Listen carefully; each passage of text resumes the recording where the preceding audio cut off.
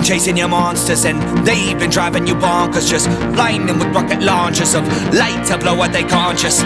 If you really wanna juxtapose and take a darker color with the blush of rose, and then you put it in your ink and watch it go, your mind is always open when your eyes are closed, because you're blind to color and you're blind to greed, blind to all the things that you don't need, and you find a mind and then you plant a seed, then you nourish it a little, let it free. You're building it up and breaking it down. Wanna give up, keep holding your ground. Turning it up and tap the sound. Oh, the sound of change.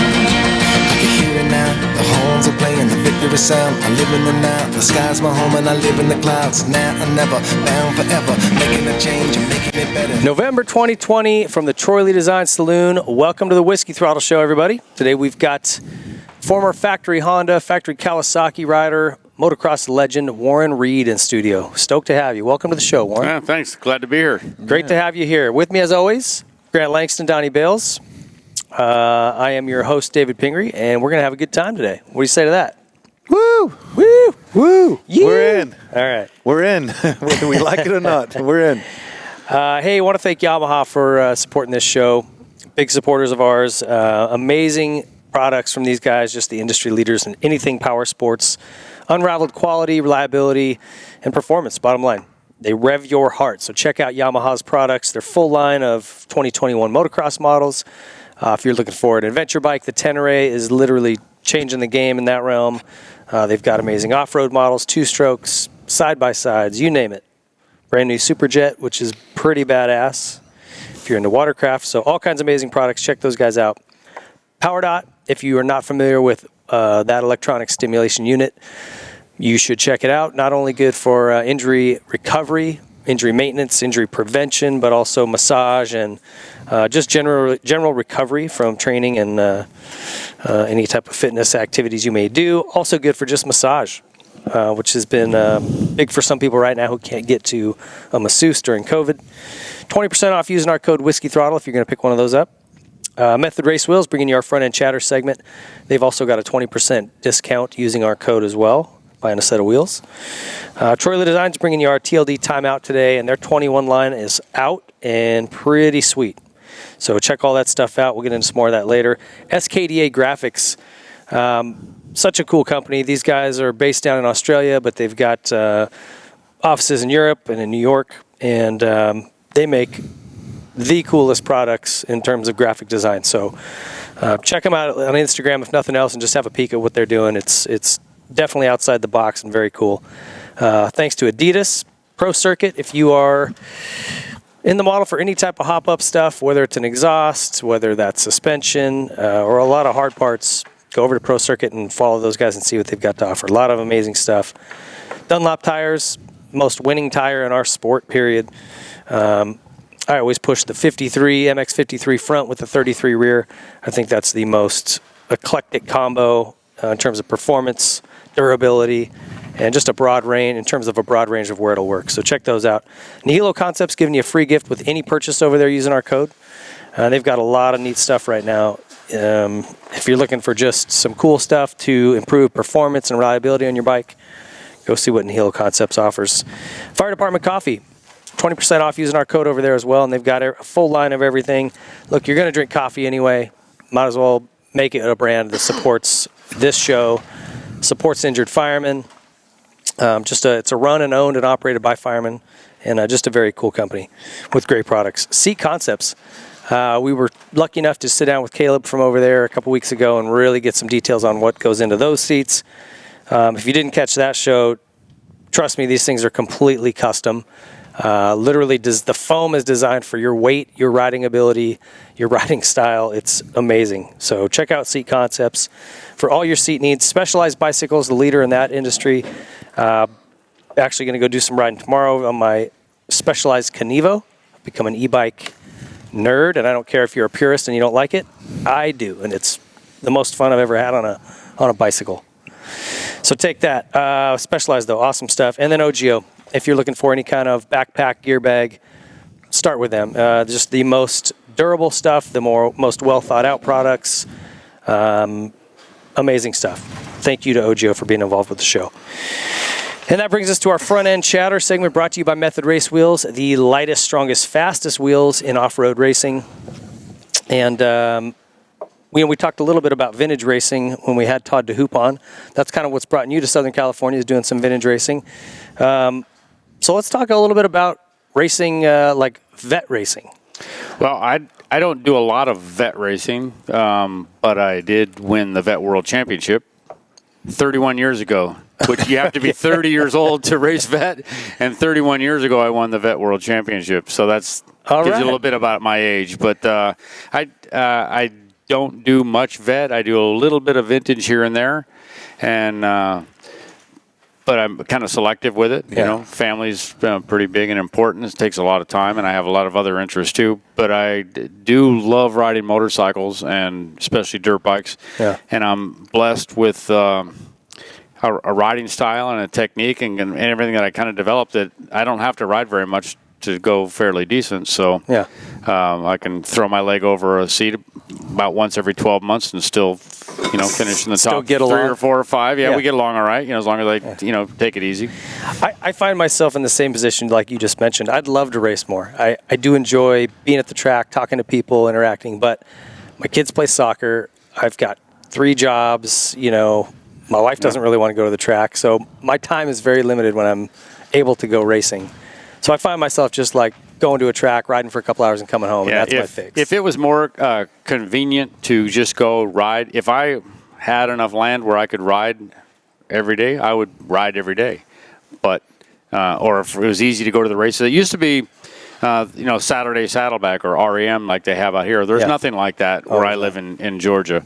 But that's the kind of thing I want to do. I want to go race, and by 11:30 or 12 o'clock, I'm done with my second moto, and I've gone and collected my money if it all went as according to plan, and then go home and mow the lawn. Yeah, and I love riding, and even now, even if I don't do it that often, it's still put my leg over the seat and then riding laps and hitting everything perfect. Then all your timing points, and then I'm a big thing with riding and technique of transition. It's to the point now where, even local pros, they can do all the jumps, or they can do the sections, but they can't put it all together. The transition from this to that and the other, and the smooth transition, it's not all clunky. And that doesn't just happen. And, even though I don't do the big air stuff anymore, and I was kind of one of the big air guys back in the day, I still get a lot of satisfaction of rolling the throttle perfect shift point, perfect downshift point, perfect brake. In transition, and I don't have to make corrections. And there's something about hitting a turn just perfectly. You know what I mean? The entrance, trailing through, grabbing the gear just right coming out. It's so satisfying. It keeps you coming back for more. I have kind of a funny related, and I'm sure every motocross guy can, and every motorcycle racer can say it, but when I worked for Honda for 30 years, one of the meetings, one of the other reps was talking. We were talking about getting tickets and, and driving fast and avoiding. And one of the guys said, I do 75 miles an hour sometimes. And his name was Herb. I said, Herb, come with me in a rental car and I'll make you talk to God, because it's it's a whole different level of speed, drift, and comfort at speed, and get on the brakes, and they're just not used to that kind of G-forces of acceleration or cornering and braking, and motocross gives you that thrill, and every time you get on a bike you feel it again. It's a shame so much of the world probably lives like that, like know what I mean, very timid. Fear. Yeah. What about you, Jill? Any vet racing? You don't do a lot of racing anymore. For me, when I don't know, after I had my melanoma in the eye and all that, I guess for me, I just don't. I feel like I race at that level, and I respect people, even like Todd, who we've had on, and guys that really enjoy racing afterwards. But the racing at that level just doesn't do it enough for me. It doesn't make me go, wow, this is amazing. So for me, I really have to be into it. But I don't know. I'm almost 40, and a part of me thought, maybe one of these. Well, I was thinking maybe one of these. You're a kid. Spend a few months training, and then go and do a world vet in the 40+ class, and see if it does anything for me. But I enjoy riding. I race at the Marty Smith event, and partly because in Marty Smith's honor, not because I really just jones to race. I like to ride. I think that desire, to me, racing, it was like you sacrifice everything to be at the top, and I'm just not prepared to sacrifice. Yeah. I like my alcohol, and I like to be lazy, and that doesn't result in good results in motocross. So. And you just described very similar to myself. Because if I was going to race all the time, my expectation For sure. starts raising up, Yeah, raising up, raising up. and then you're fully invested. And everybody remembers what I was like then. I had two people had fun, like off the track, and then and then the switch. Yeah, had an on and off switch. So, yeah. I when I watch people like Kurt Nichol or Doug Dubach, well into their 50s, and shoot, is Doug might even be. He's I don't think he's quite 60, or if he is, he's just turned 60. Getting close though, and they still haul ass, and they race a lot. And for me, like I said, I just don't have time, but it is fun once or twice a year to pick an event, typically something low pressure, surf or cross Sure. even, and go, I'm going to prep for this and, go out and have some fun. It's an adrenaline rush that you forget. And I get activity rides every so often with folks that are similarly aligned mentally. They enjoy it, but they're not changing everything for it, and they're all good riders, so you're having fun with them. You're not like waiting, at the top of the hill for everybody to show up. And that's the great thing about vintage or vet racing is that everyone typically has to go to work on Monday, unless they're retired, and then they really don't want to get hurt. But everyone's pretty smart, about what risks they'll take. And it's more of a fun vibe. It's definitely less competitive and more camaraderie. And the vintage is they're also protecting their pride and joy. They've spent a lot of money and a lot of time and a lot of, just visceral emotion restoring this motorcycle. And some guy T-bones your fiberglass side plate on your bull taco that they had 40 hours of labor in. That's kind of, that doesn't happen too much, but it's not the same thing. All right. I want to thank Temecula T-shirt printers for producing all of our merchandise. If you guys have not picked up something, come on. Get on this, whiskeythrottleshow.com. You can buy merch from there. You can also check out all the old podcasts, watch any YouTube show, and see some really cool photos that were submitted by our guests underneath their podcast site. So it's all pretty neat stuff. Shout out to Mad Skills Motocross as well. Always supporting those guys. I want to jump into your story right away. Let's get going. Tell me about you. You grew up here in Southern California. I did. Tell me about it. I grew up Westminster, California. So I was born in California, grew up in Westminster. It was Orange County at that time was lots of brand new subdivisions and lots of farm fields everywhere, and various properties in between farm field and housing development. Was it a lot of citrus, or was it just all kinds of stuff, the fields? What's that? The fields that they were growing? Oh, yeah. Cabbage patches, strawberry fields, dairy farms, nurseries and stuff. Orange County was just an agriculture. It was flat. It was all Santa River bottom land. It was very fertile, and the water table was very high. You could pump water easy, and it was that way. But it was also fairly close drive and cheap housing for people that worked in Los Angeles County in the early 60s. So I just can't picture Orange County being a cheap suburb. Open land. South County was nothing. I mean, there was nothing down there at all. Yeah. And I remember going the first time we drove the 405 to the 5 freeway to go to visit relatives down in I had an uncle that worked it was at Camp Pendleton.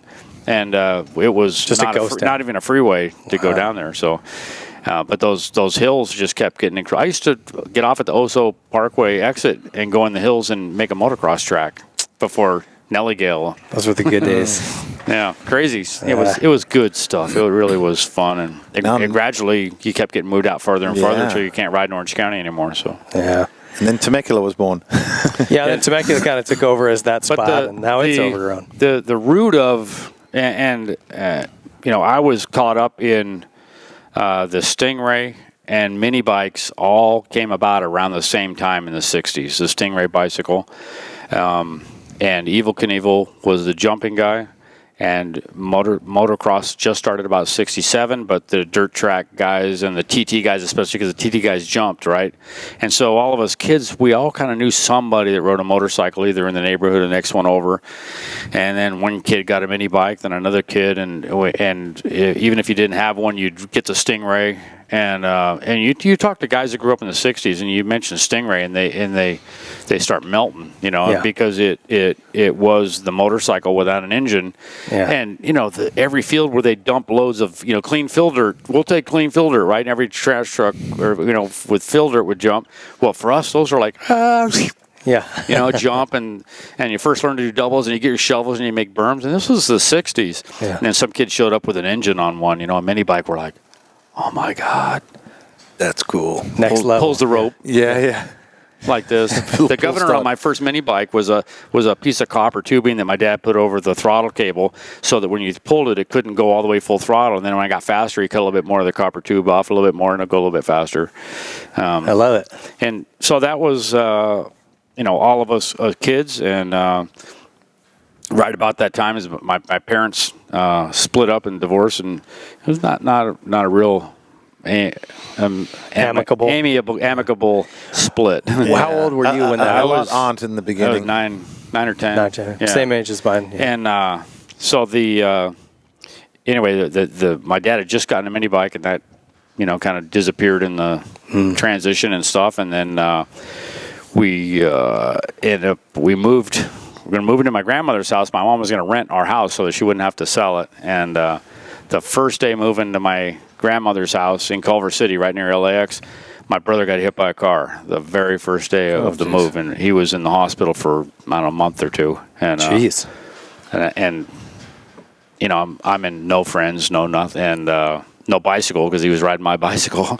And so I came back to Orange County, and I lived with my 5th grade school teacher, and for the rest of the 5th grade year. And my mama dropped me off Monday morning, and then she'd go to work, and then my brother was got transferred to a hospital down in Orange County near where she worked, and so she just stayed at a friend's house or at the hospital every night, and I'd live with my teacher. And then Friday night she'd pick me up, and we'd go up to the cabin in Wrightwood, or we'd go to my grandparents in Culver City, or go to friends in Garden Grove. And so that was like a year of no bicycle, no mini bike, Jeez. my dad's gone. It was a tough time, and but she got, good job. We ended up moving back to Orange County. I got my same teacher back for 6th grade, at the end of 6th grade.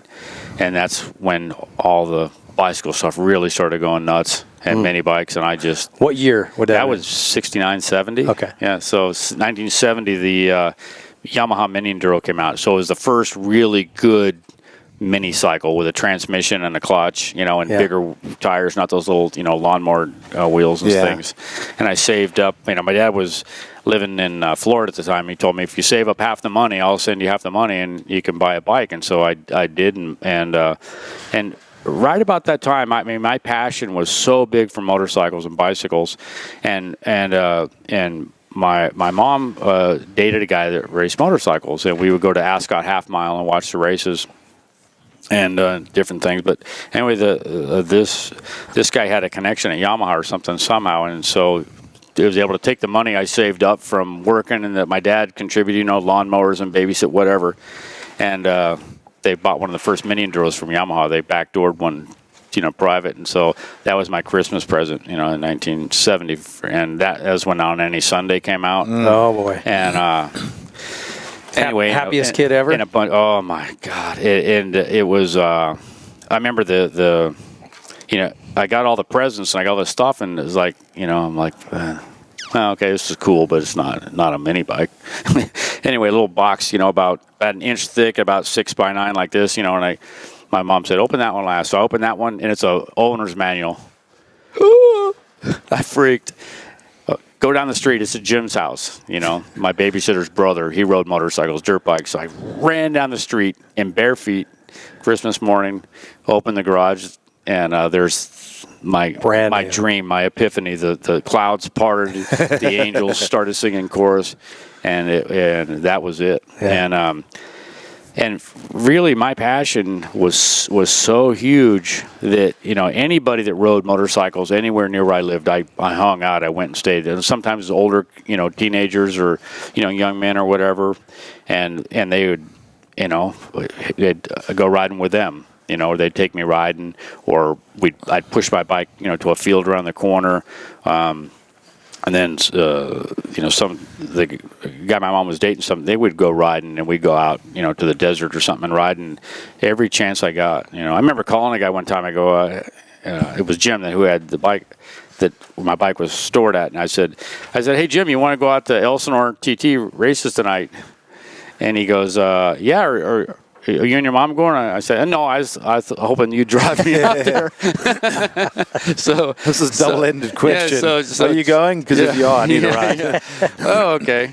And anyway, I told my mom, I remember this. I told my mom, I said, hey, Jim's taking me out to Elsinore TT. And you guys probably don't realize it, but 15 was not, it was just. Wasn't it like single lane? It was 183. It was 71. Yeah. Okay. It just kept going down.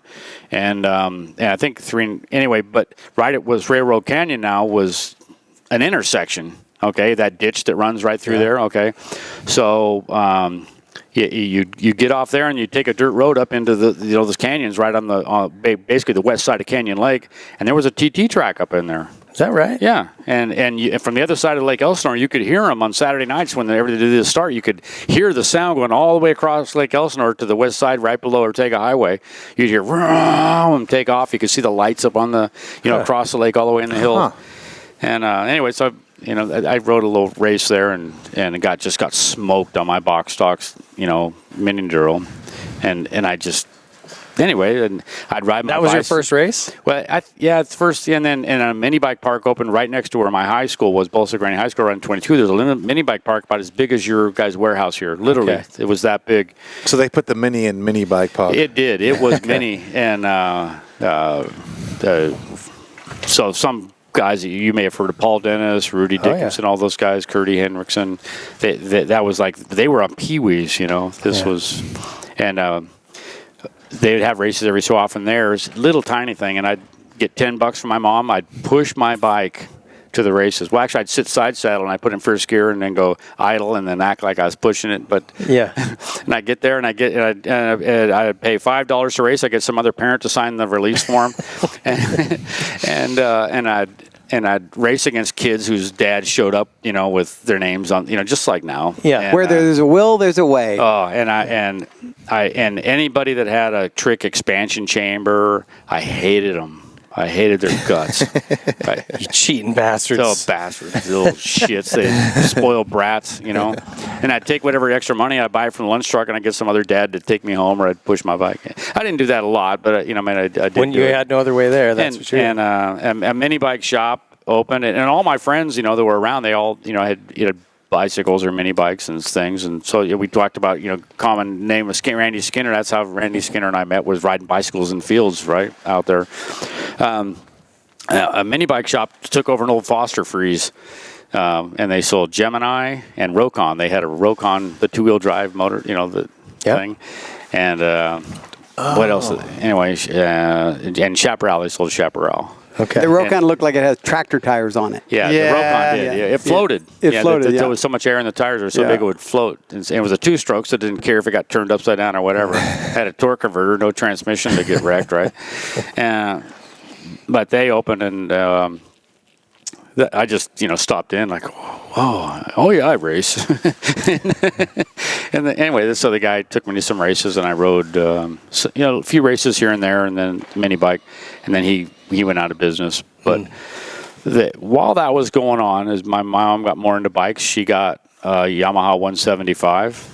And your mom was riding too. She just started. I mean, my enthusiasm, and a guy she was dating rode, and so there was started to be more riding times. And so at that point, I never really did race that much, just a few times on mini bikes here and there. But we would go up to our cabin in Wrightwood, and right near Phelan, or out to Hesperia or California City or whatever. And we just had groups of friends that would all go ride every weekend, and we'd stay up at the cabin or camp. And at least 2 or 3 weekends of every month doing that, riding. And a lot of these guys were pretty good. And a couple of the guys worked at Honda. They were like in the service shop at Honda, and they were friends of other things. One guy was a service manager at Pacific Coast Honda. Well, those guys, as racing became more and Honda started doing it, the one guy became Gary Jones's mechanic in 73. The other guy became Marty Tripes' mechanic in 73. The other guy was a service manager at Pacific Coast Honda, and they hired him away from, at my mom's urging, they hired Roy Turner, who was the service manager at Pacific Coast Honda, to come be Rich Eierstedt's mechanic at Team Honda. And I was 14 by this time. I had a SL 125. And then Dennis Blanton was our riding friend that was Tripes' mechanic, and John Rosensteel was our riding friend from Honda that was Gary Jones's mechanic. And that Team Honda formed from all those guys that used to come to the cabin. So Terry Mulligan, who ended up being a team manager, was some of the guys and that would come up, and it was like just kind of one of those. That's where it all formed from. Organically happened. Yeah. And I was the little kid that was part of the group that couldn't stay up while everybody's drinking every night. I had to go up in bed, and what's that smell down there? That's the devil's lettuce. You don't want any part of that. Anyway, it was so. In June of 73, the CR 125s came out, and Dennis Blanton, who was him and his wife Wendy were among our closest of the riding friends, and they told my mom they thought I was pretty good. I thought I was good because I waxed all their CZ 250s and OSAs or whatever with my SL 125. I thought I was fast, but you don't really know. I believed I was. But Dennis told my mom, and he was Tripes' mechanic, he said he needs to race a real motorcycle. Wendy and I will buy a CR 125. We'll take them racing. At that point, I'd never even been on a motocross track. I'd only ridden in the desert. I'd ridden 1/4 mile on my SL 125 at Corona Raceway, right near here. And so they said, go. They told my mom, okay, take Warren after work, take him to Ascot Park. They have the CMC motocross. That's the biggest club in the world for 125s, right? In 73, that was ginormous. So, and they told her, sign him up for intermediate. So my mom's not she wasn't racing savvy. She was, she's a very technical lady and sharp lady, but we go to sign up, and so I'm 4'10", I weigh 92 pounds. I look like I'm 10 or 11 maybe, but I'm almost 15.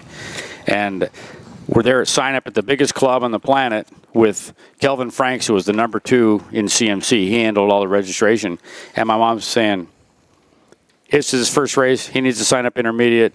And his sponsor said that he needs to be intermediate because the juniors are crazy. And this guy and all the other kids in line to sign up, you can imagine they look at this little kid, that looked, again, like I was 10 or 11, and this stage mother going, yeah. And the eyes rolling, the whole 9 yards, right? So he finally, Kelvin, my mom's a pretty persuasive woman, so that's kind of where I get some of that. So he goes, okay, he can race intermediate, and if he doesn't do good, we'll make him move down to junior. They didn't even have beginner class in CMC. It was junior intermediate expert. Yeah. And so the first moto I got 6th, and the second moto I got 4th, and the third moto I figured out how to do a start after that. And literally my very first, and the first time I'd ever even been on a motocross track was practice that night. I'd never even seen a starting gate.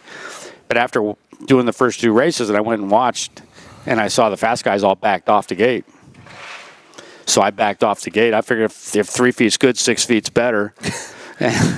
So was it a rubber band or no? It was a forward falling gate. Okay. And Stu Peters was the gate guy, and he'd stand, maybe 10 feet in and 10 feet back from the gate, and he'd, like this, and then he'd start running for the pole, and he got like 2 steps away, and I dropped the hammer, man, and I over the gate, whole shot, and I nearly won. I just barely missed winning the third moto, and they never asked me to move down. The next week, I won the first moto by a mile, and then a big crash in the first turn. And in the third race, I won my whole life, my third ever race. I won the 125 intermediate in CMC. That was probably July of 73. Wow. And April of 75, I rode my first national Hangtown. Jeez, your learning curve was like that. Vertical. Yeah. And what's funny is when I was intermediate, I never won a day race in CMC. I only run night races. And then after I became a pro, I don't think I won very few. I did very few pro races at night racing. Right. You got connected almost serendipitously with a lot of really influential people. All the folks John R., who's of Yamaha fame, has been over there for Honda before that. Honda initially, he was Gary Jones's, and then Marty Smith's first 2 championships. John R. was on the wrenches for that, and then Dave Arnold came for 76. And for 76, when Marty tried to do both the 125 Nationals and the 125 Grand Prix, so John R. was in Europe doing Marty's Grand Prix effort, and Dave was doing Marty's U.S. national effort, and Marty's like, red eye every week back and forth, Well, you were also buddies with Marty Tripe's mechanic. Oh, that's who you mentioned. Well, that was Dennis Blanton, yeah. Donnie Emler? What was he doing? So a real close connection to the other day. So that bike that I raced, that kind of Marty Smith replica. So a guy named Don Slowinski, a high school friend, he built that. He had Sand Cars Unlimited. He sells his sand cars all over the world to people with 747s and stuff. Yeah. Anyway, but Don's a fabrication genius guy, and Don and I went through industrial arts classes together at Bolson Grandy High School. And I was a pretty good fabricator myself, and I used to make pipes for FMF, and they'd pay me $5 or $10 a pipe. I don't remember, but when I was first turned pro and I got my license, I needed money, so I'd make pipes in my garage using my bike as the jig, and then I'd get them all done, take them to FMF, and they give me the money.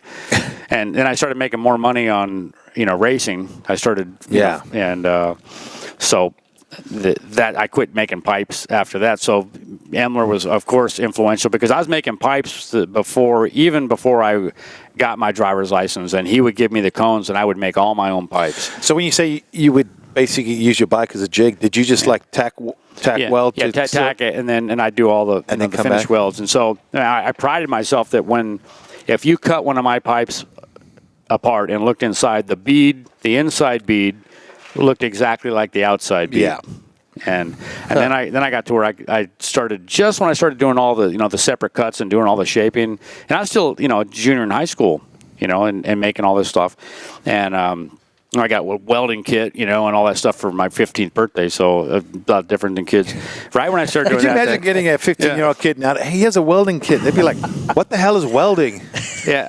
So from 14 even is when I started. I wanted an iPhone. Well, the iPhone 14 will probably do some welding for you. Yeah. But I got, I got really good at fabricating, but then, like I said, racing kind of took, and so another very similar story is that industrial arts program was so good. We had a really good auto body program. I mean, you could, once you took the Bolson Grandy auto body, you could go to job at any auto body shop. Well, I used to do my own helmets. So the FMF helmet with the the oval logo in the paint job with the FMF and then the red, that's mine. I did that in my garage, with my thing. And now here I am, 62 years old, and I look at Troy Lee Design helmet painter, and I think I screwed up becoming a factory rider, and I look at FMF and Pro Circ, and I think, I really screwed up not, being a fabricator guy. Yeah. I raced motorcycles. Way to go, dummy. Way to really make the wrong choice. Yeah. So, but the whole thing of the development for me was just it was passion for anything to do with it, whether it was working on it, doing it, making stuff look a certain way, race. I got to watch the fastest guys in the world, but I wanted to beat them at the same times. Well, you're hanging out. So at this point, your mom marries John R. Yeah, Dennis introduced them, and then they got married right before the 74 season, so... And so he's the lead mechanic for Factory Honda's 125 effort. Right, all 74, yeah. I mean, did you get kicked down some good parts? Was he helping you with tuning? No, we did, and John R. Was also close with Emler, as I was, too, doing fabricating. And so he would kind of do some experimenting on different things. And originally, the 73, 74 cylinder was the cylinder of choice at that time. Guys would take it and they'd port these boost, these grooves in basically boost ports, then matching holes in the piston and make another set of transfer ports, really. And John R. and Emler kind of had a different idea, and so they came up with a different way of using the 75 cylinder and just changing some things around. And I made the first pipe. And one of the things that came from the John R. came up with all the configuration and what cone shapes and everything were, and then I welded it all up. But one of the problems we had is we needed a different rear cone that had a slower taper than what the the high performance, high rated one was. It wanted a torquier. So the Yamaha pipe at FMF at that time had a slower taper rear cone, but it didn't have the same big diameter as, the center section of the pipe. So they go, well, here we got this one, but it needs to be bigger to fit on the Honda pipe. Oh, they go and get the welding tank valve protector, put it in the hydraulic press, take the Yamaha cone, stick it on there like this, and then flare it out till it fits the right. And so that became the flipper cone. So the Warren Reid kit, they had the Marty Smith kit with the high RPM and revving, and then he had the Warren Reid kit with the flipper cone. And the flipper cone, he'd go, oh, it must be the flipper cone. That's the secret. It was just to make the slow taper Yamaha pipe fit. I think so. But that kind of development stuff that you're asking, yeah, it did. John R was always thinking of things, and you can't try a lot of that stuff on the factory bikes, and so we would do it on the CR and. When they needed works bike stuff testing, this is like, say, 75, so I was a good local pro getting ready for my first year in the Nationals.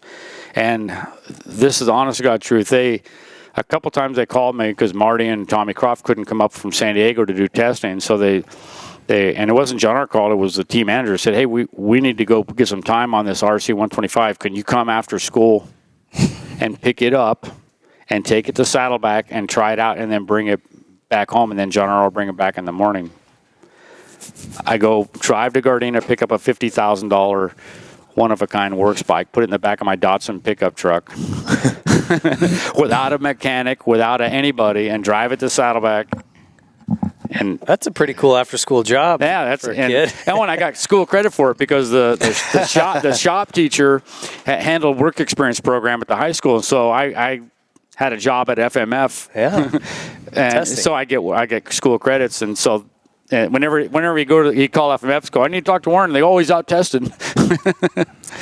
And so you got to ride with Marty Smith, obviously, a lot. Yeah, and I'd go down and he kind of took me under his wing a bit, too, when I was, local pro, and after I got my license, I go ride with him down at all of his favorite hidden tracks that he had down there. And that guy was an animal. When he practiced wide open. Is that right? Yeah, he didn't go run. He wasn't a runner. He rode. He got on the motorcycle and he went wide open, and did a moto or two, and then he'd load up and go home and go play. But there was no doubting when that guy put his leg over it. It wasn't practice. It was, I'm going to go as fast as I can go. And he hauled ass. Yeah, it was it was really amazing to have him on the show. And I didn't know him super well prior to that, but his passion and love for it just like spilled out. You could just tell he still to this day loved it. There's a lot of things, and we can maybe get into it at some other part, but where he literally fit into the sport and to American dominance of the sport is more than any other single person, period. And the fact that he was a good guy and had the passion too, that's why it all came together like it did. Yeah. It wasn't just because he was fast, Yeah. But he was the whole package. Yeah. Yeah. Pure Cars Maker. You got to ride with him quite a bit too. Was he factory Honda? He came to Honda in '75 also, and so that was the biggest advantage for me was I was a good local pro, but when these guys go out testing, I got to go watch. I tag along, and when you watch Pure Cars Makers down at the sand pits down in Santee, or they used to have a sand pits right on the Santa Ana River in Yorba Linda. There was no buildings, no houses, nothing next to the river there. There was just fields, and it was deep sand.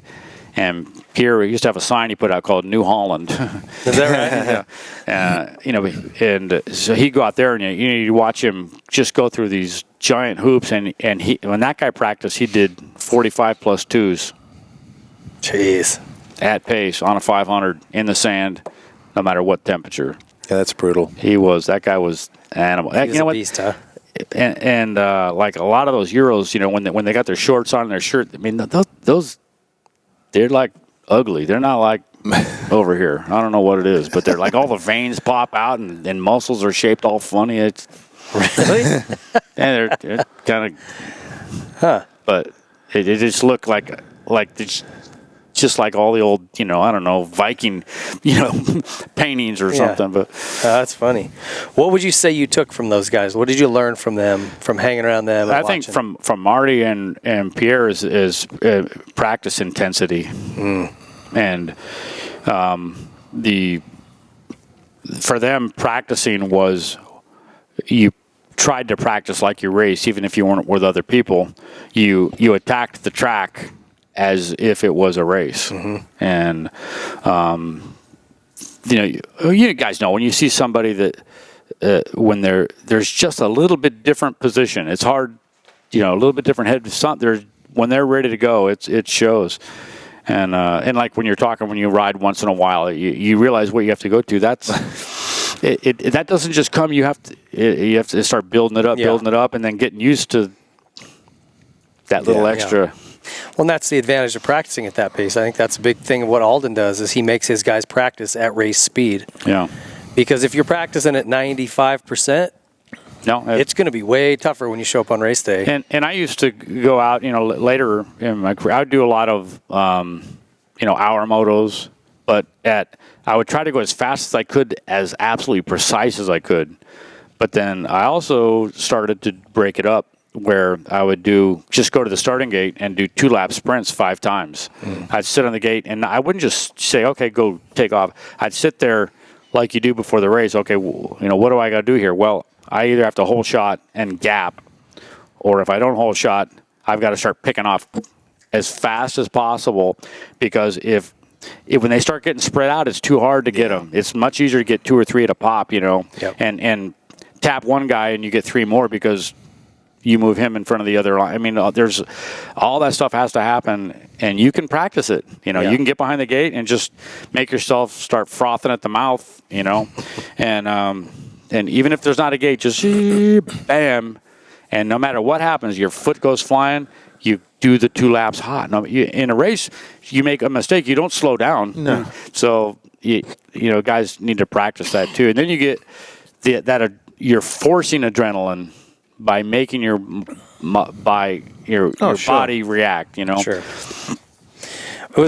Who are you racing against at that time? Like who you say you were, like a good local pro. Who were the other good local pros? Well, the good thing about Southern California at that time was a lot of times it was Marty Smith and Tommy Croft and all national guys, and Mark Tyre and Danny Turner would come down from Northern California, and Tim Hart once in a while, and then of course you had the fast guys, the Dentons and Taylors and Dave Williams and Bob Hannock came up through that around 75 and stuff. So for example, the 77 and 125 nationals, 1, 2, 3, and 4 was Brock, Laporte, Hannah, me. And us 4 all came up through CMC at exactly the same time. So you're all racing together. within a year or two of each other, And so by the time the 77 nationals, the 3 Southern California CMC or 4 Southern California CMC guys, 1, 2, 3, 4 in the nationals. And so those were the guys we raced against all the time. That's who you thought about when you're practicing. Yeah. And that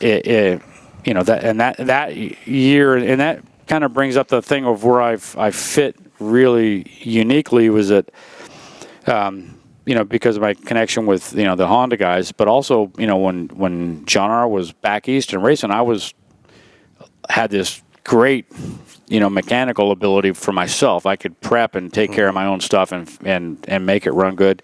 And I went to all the different tracks. Once I got my license, I went to school and raced or practice. That's it. And I'd go to all the different night tracks, day tracks. I'd go up to Santa Maria, going to San Diego, and wherever the fast guy was, wherever the $1,000 purse was, I went and I raced against the fast guy at that track. And you think that helped you a lot? Yeah. Beat them on their track, their home track, against where the on their in their house. Yeah. And you get. It makes you a lot better when you get on nationals. You're used to all the different tracks. You're used to different types of riders and fast people. That's, I think, is what helped me as much as anything. I would say not a lot of guys would do that, though. I would say that this day and age, people would almost dodge competition. Oh, he's that really fast guy's up at Indian Dunes. Let's go to Carlsbad. So the Honda connection, I can't diminish it in any way, but I cultivated everything I got out of it. And then one of the things was Al Baker was a good friend of Honda, you know, and Al Baker wanted some testing done one time in the 75. So none of the factory guys are going to come out. So they said, well, hey, you know, Warren's pro, you know, call him. After school, he's got a pickup truck. So I drive to, you know, the San Fernando Valley, and we go to Indian Dunes, and I'd test. And then I'd, you know, maybe it's on, and I'd always try to do it on a Friday afternoon, and then I'd race Friday night at Indian Dunes against the local guys, you know, the Donnie Hansons and the Ray Lopez and Eddie Cole and Jim Hale and all those guys, you know, from all the other aftermarket. Well, those guys are they were the local pro at the Dunes, right? So Orange County kid, you know, 16 years old, drive his Datsun pickup truck. I'm going to come and race with you boys. I love it. So we had some good times. And anyway, my dad was from the San Fernando Valley. And, you know, I've got, you know, relatives in Northern California. I've got family connections that nothing to do with my racing family or that I have that worked out into motorcycle. And so that's when I told you guys about my Troy Lee story from a... Yeah. Oh, yeah. Okay. Let's hear it. Oh, so my dad's twin sister's boys, Jack and Kurt Malosian. So my dad's twin sister started having kids. She got married right out of high school and started having kids. I didn't come along until my dad was almost 30. So my cousins are a lot older than I was. But they're my closest blood cousins. You know, my dad's twin sister's boys. It doesn't get much closer than that, right? Yeah. So anyway, I was chatting with my cousin Kurt. And Kurt and Jack were real close. They lived up in Truckee. Okay. And they're from Grass Valley. But I was talking to Kurt, and he goes, and Kurt said, well, you know, when I started racing, Danny Chandler's dad is who got me started racing motocross.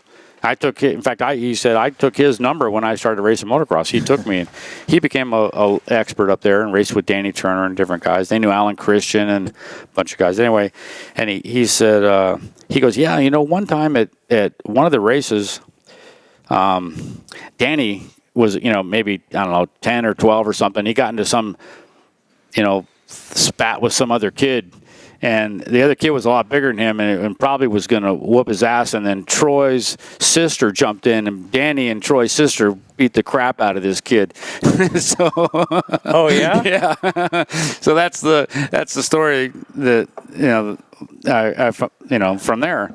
And so another kind of, real huge coincidence. But so my cousins Jack and Kurt were good friends with Danny's dad long before I ever even started racing, or Danny even did. You know, how funny is that? And then years later in the racing time, my dad was one of 10's kids. So his oldest brother Rex was his grandkids were about my age, but they lived with him in Donner, which is right next to Truckee, and my cousin Melody was one of the bridesmaids at Danny and Tracy's wedding when they got is that right? married. Just nothing to do, just complete coincidence of who lived where, and the fact that Danny and I raced against each other and all that later on was funny. just funny how all that stuff comes together.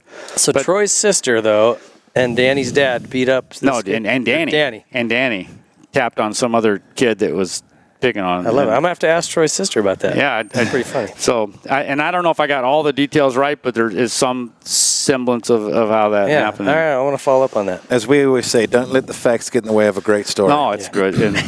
But, you know, when you're talking about some other people of kind of that helped, before I ever raced too, part of our riding group was Sammy Tanner, who is one of the top he's in the Hall of Fame, the AMA Hall of Fame as a dirt track guy. Okay. So knew him from going to the Ascot half miles, and he was part of our weekend riding group. And all my riding, all my skills I developed at Phelan right there on 138 on the west of the 15, you know, that big ridge there. So I learned to ride right over the top of that ridge, and we ride all the time right there. And Sammy was part of the group. And when I was talking to Scott Bell here earlier, there's that AT1 Yamaha around the corner with the electric starter. You know, it sticks out. That was an option, right? The electric start. And so my mom's good friend, she had one of those AT1s, and she was dating Sammy Tanner.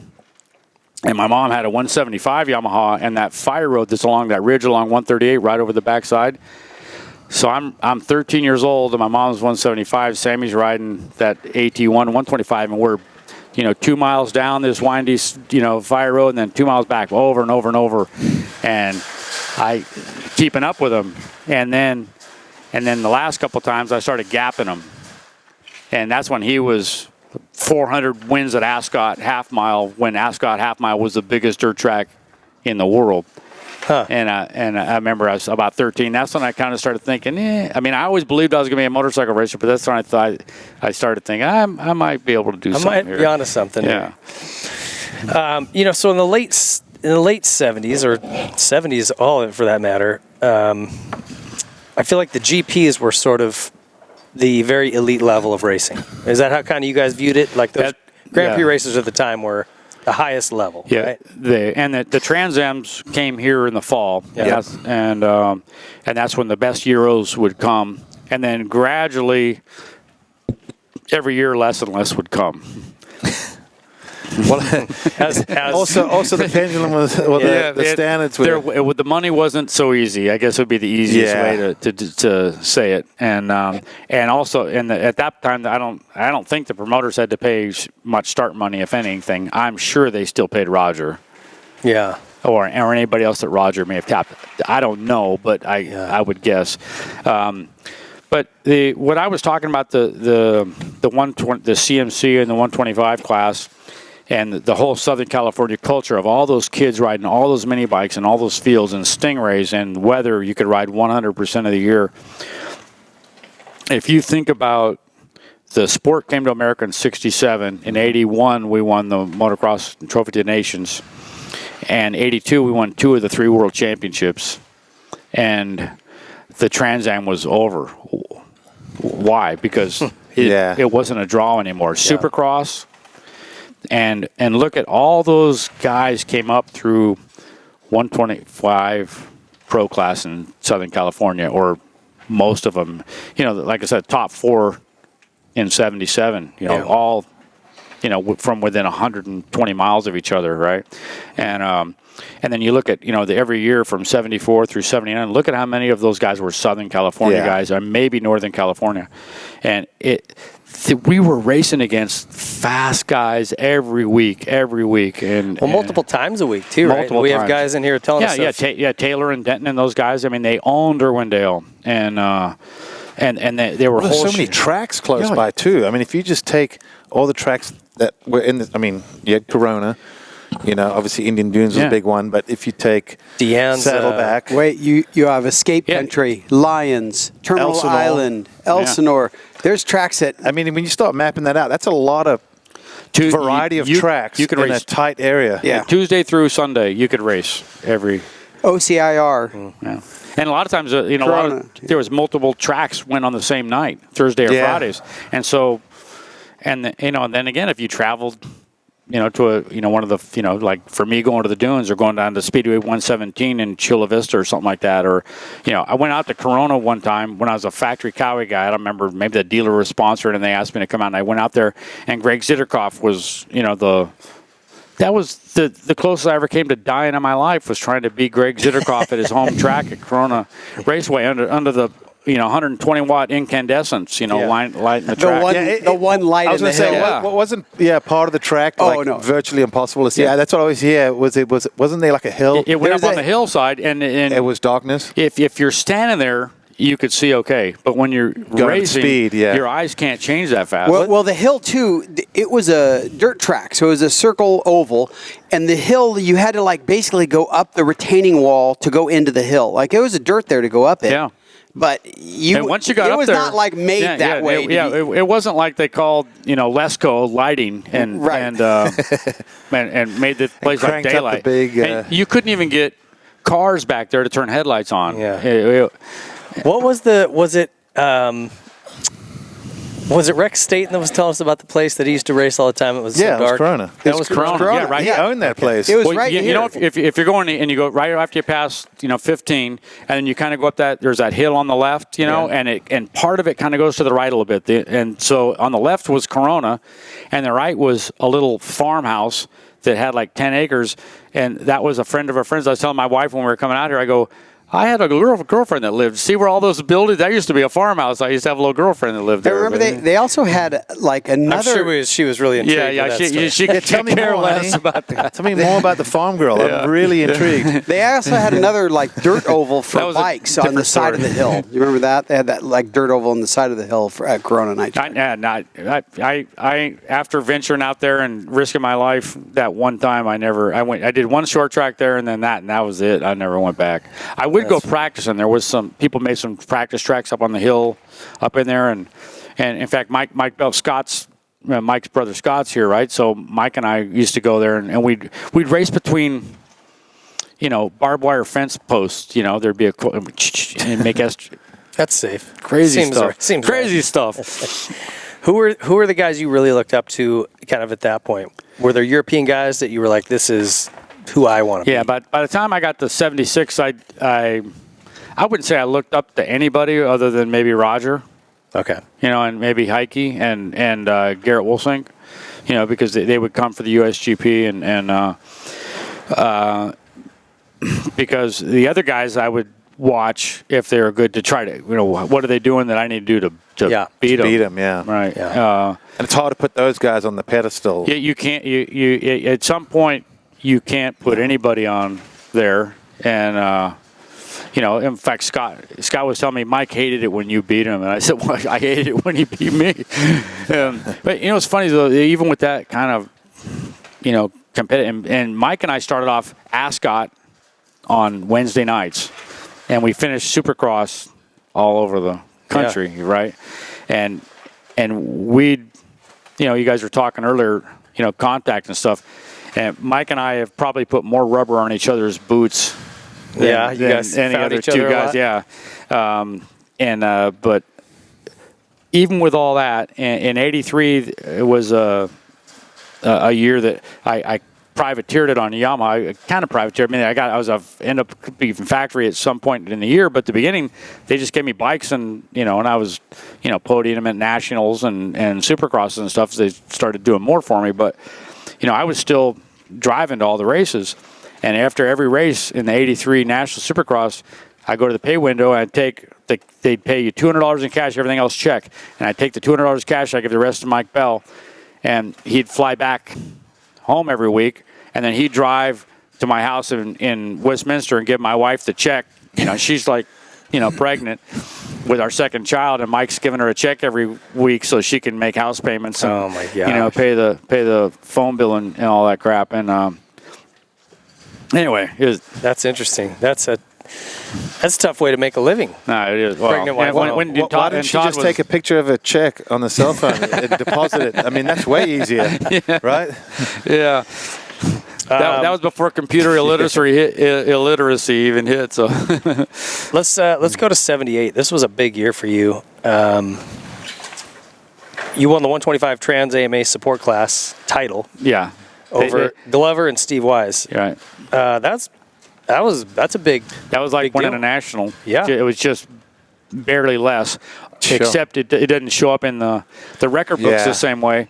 But I was going to say winning a local race back then was almost like winning a national at times, because when you go here. look at the national results, I mean, you saw Same you said guys. CMC or whatever. You'd take a national result from Carlsbad. You take 10 names from there. You go to a CMC race, and there would be 8 of those same 10 names on Absolutely. that list. And so that's why it. For maybe a lot of people, it was a surprise when Moats won the USGP. Not for anybody from Southern California. Yeah. It just. Well, I think what it was is things changed so quickly. I think it did catch some people off guard. Not from where we were. Exactly. Yeah. But that was because it was prior to social media and Well, and the support class that day where Moats won, Myerscough got first, I got second, and Glover got third.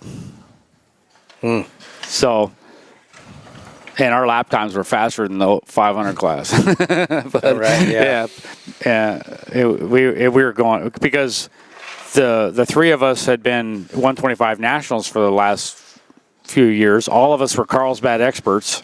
Yeah. And all three of us were on factory works 250s. We were getting with it. That was 80. Would you 1980. have called Carlsbad your home track if you had to? No, pick one? Saddleback me Saddleback was more. was- Yeah, but Carlsbad was part of the biweekly rotation. Yeah.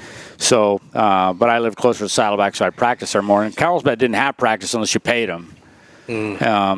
But Saddleback, Carlsbad was like a unique skill, though. Like, if you didn't ride there a lot, you went there and you were very uncomfortable. It reminded me of like a French Grand Prix track. Just that white clay, hard pack, choppy, nasty. I mean, and they never graded it. They just watered it, which made it probably worse at times. Well, the dirt would go from snotty grease in the morning to all of a sudden it would come in and the traction was unreal. And then the second moto, and then an hour later, but it was almost like Elsinore. There was a small window. Yeah. But, I hear stories of guys, I had this line, it went up on the fence. The fence would kind of lay down and you'd get on the chain link. And that was... Well, you know what I learned to do there is I learned to hop over to miss stuff. So you could compress, if you're leaned over and you compress down into a bump, and as soon as the back wheel compresses down in, when it's getting ready to rebound, if you're leaned over, you go like this, it pops to the side. You get out of that main line. And, you get out of that line, and maybe that's the fast line here, maybe that's the fast line there, but you can't get to it unless you go like the uphill. You go and go up here, and then go again and go, and then do the little trail next to the chain link fence with the post with no tires on top. Yeah. Upshifting. Yeah, it was a little bit sketchy. Yeah, it's not like now. And if you ever want to talk about tracks, the biggest change in motocross and supercross that I think is not good is the fact they just have little stakes lining the tracks, and if you go off, you start upshifting till you get to the next place to get on the track, the next place you feel like getting on the track. Yeah, that's I got a serious problem with that. It used to be you entered the track where you left it or before, or you got docked a lap. Yeah, I could definitely get into that conversation because I think you're right. I think we've gotten. I understand the intent. We want this next safest place, but. Wow, when you got guys going, like you said, all the way down the side of the track. It's when it's going to change is when a flagman or a press guy or photographer has had his back turns and takes a step and gets cleaned out by some guy upshifting. Yeah. Next to the the all rhythm they've done section, now is move the photographers further back, so they all have long distance lenses. If somebody abuses it, maybe they need a 10-second penalty box or something. I don't know, but just add 10 seconds at least to their time. It used to be that there was ribbons, banners, and they would get stuck in your back. Well, you went off, you had a back wheel full of banners. That was the penalty. And that was the penalty, right? And you had to enter where you left it. So, a guy, he got a last place, start, and he came through the back and got third. Big deal. He was able to go off the track and get back on and not lose 15 seconds. Yeah. That's a lot. So, anyway, I hear you. Okay, so that 78 season, that earned you your factory ride with Honda. No, I earned it after 76. My first, So 77 as a full factory guy. I replaced Marty Smith. Well, I got everything wrong here. Let's go back to 76. So 75, 76 were my rookie seasons. So my first nationals, April 75. And you were on Hondas, but as a support. FMF. I was FMF, and. The good deal for me when 75 was John R. was Marty Smith's mechanic, and I was beating almost everybody else that he was beating at local, and so they said, well, you know what, if we're giving all the bikes and parks, if you want to travel with the race team truck. And you stay in John R.'s hotel room. You can get a room with 2 beds, and he buys the meals, and expense reports them, and so you can go on the nationals. And so FMF was, doing all this. I would rebuild my own bikes, and John R. would do, he would always check everything anyway. And so he's rebuilding Marty's bikes between races, and I'm doing mine. And then I'd get to the race, and there was. I didn't have a mechanic at the races. Emler, sometimes, if he was there, he would do signs, or John R. would say, halfway or 2 laps, or, whatever the case, or the other Honda mechanic, or people, I've recruited. Yeah, just whoever would. Yeah, whoever. Hey, and I ended up, there were 7 nationals. I got 4th at 2 of them my rookie year, and And so for 76, I came back FMF, and that's when John R. went to Europe. So 76 was, on my own. And, FMF had a truck and a driver. I still, my mechanic and my friend rode with me, and he helped. And then Emmer would do the bike at the races, the 76 Nationals. Is this when they had is this when he had created his own head? Didn't he have the? Yeah, didn't he make the porcupine. Yeah. So head? 76, I had my bike in 76 was So my dad FMF, bought a used one from a guy that got some factory stuff in South Africa, Grant Maben, and my dad always talked about the porky head. Yeah, the porcupine head. Yeah. So I had the porcupine head and the Warren Reid a kit, and pipe. And I still always made my own pipes. So for my bike, dad has a replica, like he's built. If he has the flipper cone. He's got the WRR flipper cone. I'll have to go and check because I don't know, but I'm going to find out now. So anyway, what was the year when David Bailey and his dad showed up? That was 75. Okay, and so that's when you were traveling. Yeah, so if you that movie One Chance to Win, it's like the 500 Nationals 75. So during a break in the 125, I was gone all summer in 75 between the end of June all the way through nearly the end of August, and they had a break in the 125 Nationals, and so the Honda wanted Marty to ride the 500. So they shipped the 500 Works bike back east, and John R. got that, and Marty rode a couple of them, and one of them was the Lake Sugar Tree 500 National. And so while he's down there getting ready for the National and getting Marty's 500 ready for that race, and that's when Brad came from Europe, and and all those guys, and so. Instead of working on the bike at the hotel, John R. went to Lake Sugar Tree to the track a couple days that week before the race, and I get my 125 out there, my national bike, and he'd go, okay, 40, go. 45 minutes, I'll come out and tell you when it's halfway, and then I'll come out and tell you at 45, and I'll tell you too. And so I'm out there. Oh, those are long motos. And this was late July. Okay.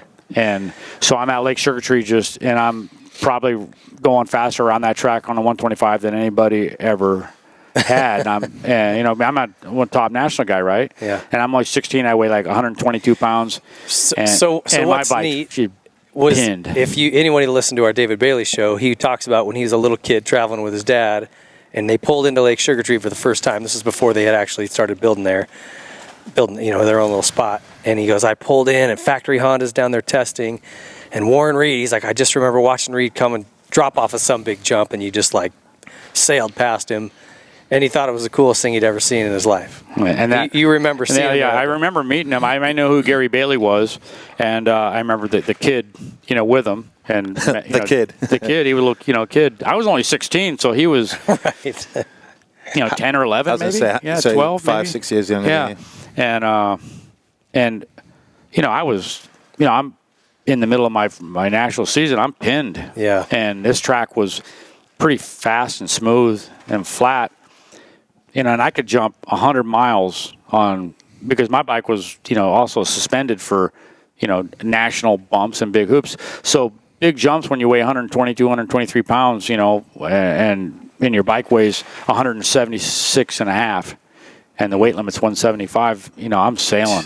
Jeez. And anyway, I love the intersectionality of the different careers. When we hear a guy tell a story that involves another racer, and then we hear it from both sides, like hearing you remember that day and him remember. That's great. A real funny story.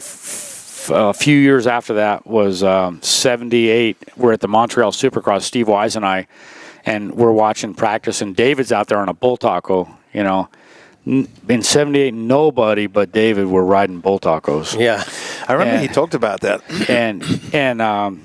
Anyway, so David's he looks real good. He's riding. He's a good rider. He was maybe 16 or 17, I guess.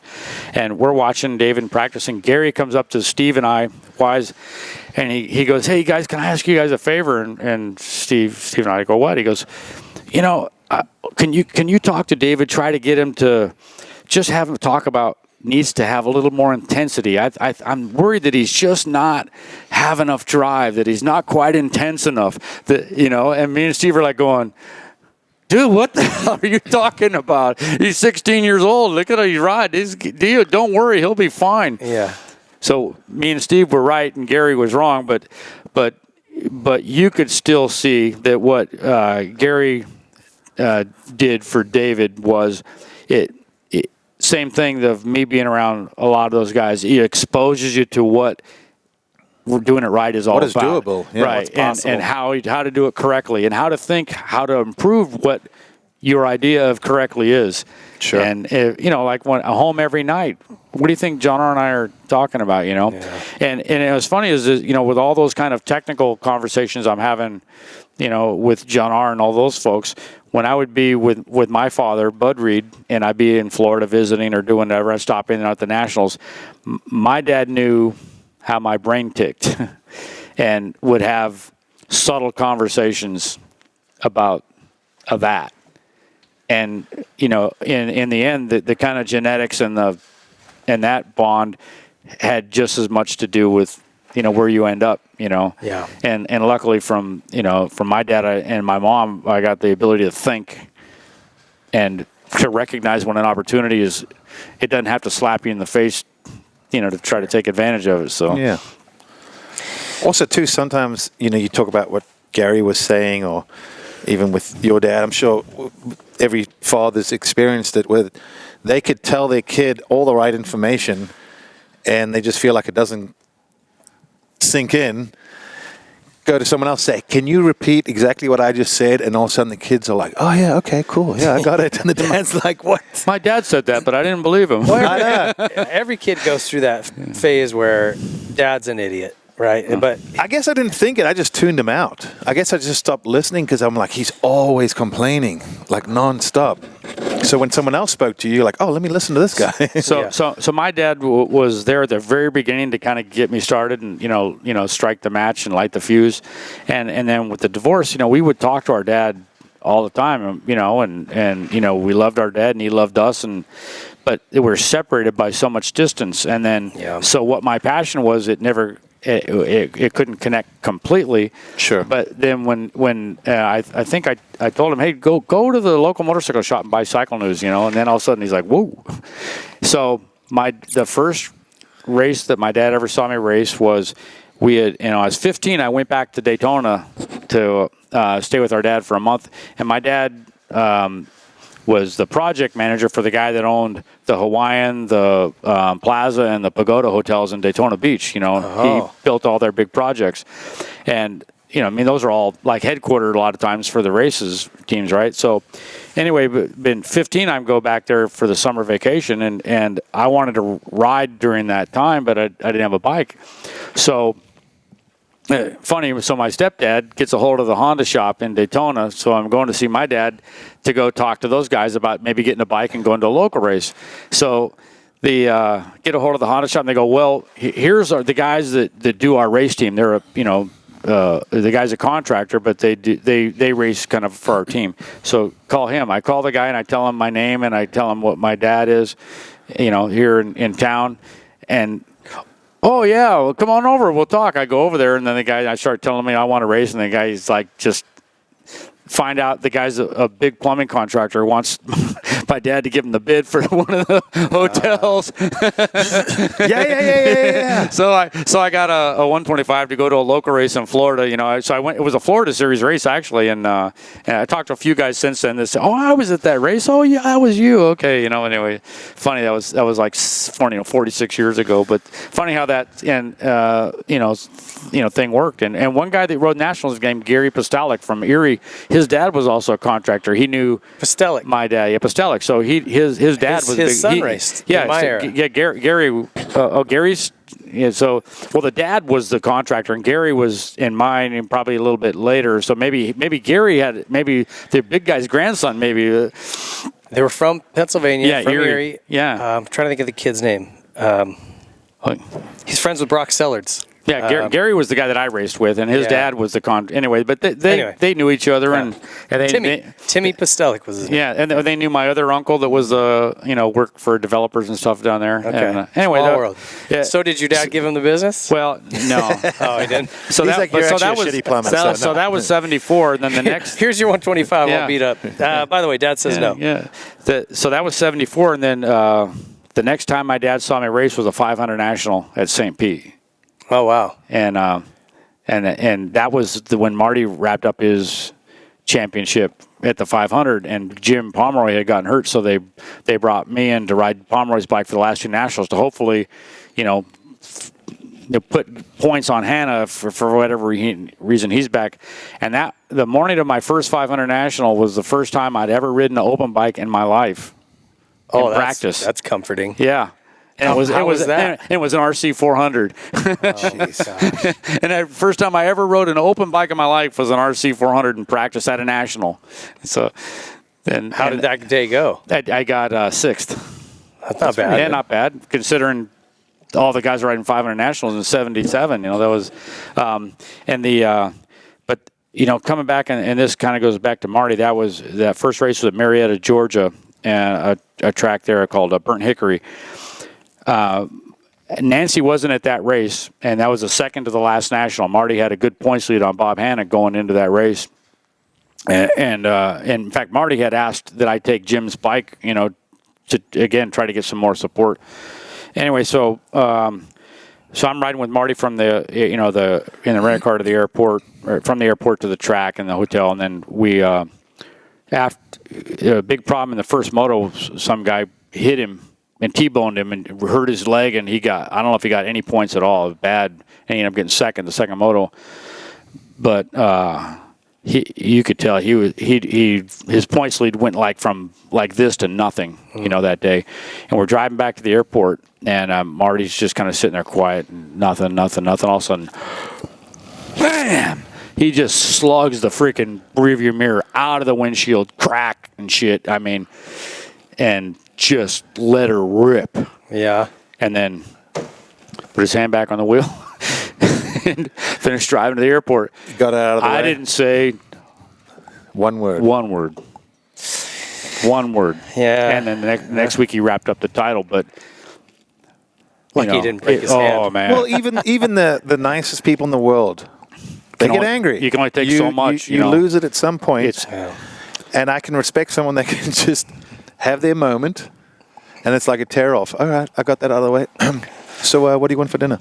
Yeah. John R. was kind of like that, too. Had a switch. Yeah. My mom, my mom and Fixall were a good friend. All right, so going back to 77, how did that season go then? So not as good as it should have. The preseason, I was beating Danny and Brock at preseason stuff. To end up fourth kind of pissed me off, but it ended up the RC 125 was good, but for a whole big chunk of time we couldn't ride it because it kept breaking piston rings, and so the first national Hangtown, Mugen sent over the very first Mugen that ever came in the States, came over to Honda in '77. It was a really trick production bike, and I raced that at Hangtown National. I got third the first moto, and I don't remember what happened the second moto, but man, I think I got to ride it one time before Hangtown. That was it. So we didn't get to do any testing really of anything. I would have been better off to ride my FMF CR125 because I knew exactly how everything about that thing worked, and that's all I practice on. Anyway, that kind of setting back, and then we finally got to ride the bike, and then as we never got to practice on or test on any good tracks or anything like nationals, and so we spent the first 3 or 4 kind of learning and getting it, and finally got it figured out, and I started getting podiums and stuff toward the end, but there was no way to catch Danny and Brock and Bob at that point, but just salvage fourth. But so I was there at the Let Brock. I ended up fourth in the championship that day. I can't remember if I got fourth or fifth in the race or third or what, but I didn't get third, but whatever. But a lot of people make a lot of stuff about that, but they always Brock was the fastest guy throughout the series. Bob won race, but Brock was the fastest guy, and one of the most admirable things that I remember, because Danny and Brock and I mean, we all do, it's not like we're friends, but we weren't like hanging out and being buddies, and Bob and Brock had a little friction and stuff. It wasn't that bad, but we all wanted to beat each other, so it wasn't like we were hanging out and having dinner and stuff all the time. Yeah, it's hard to do that. But the fact, and this is what I admire as much as many other accomplishments of Danny Laporte, having known him from my first time I raced CMC to nationals and all that stuff. That race would have ruined many people forever, to be that close and then have it yanked, right? And the guy comes back and wins the national championship, wins Motocross the Nations, wins Trophy the Nations, wins, the first American to win the 250 world title, rally racing, dominant guy. Man, talk about an iron will. Yeah. And the guy's and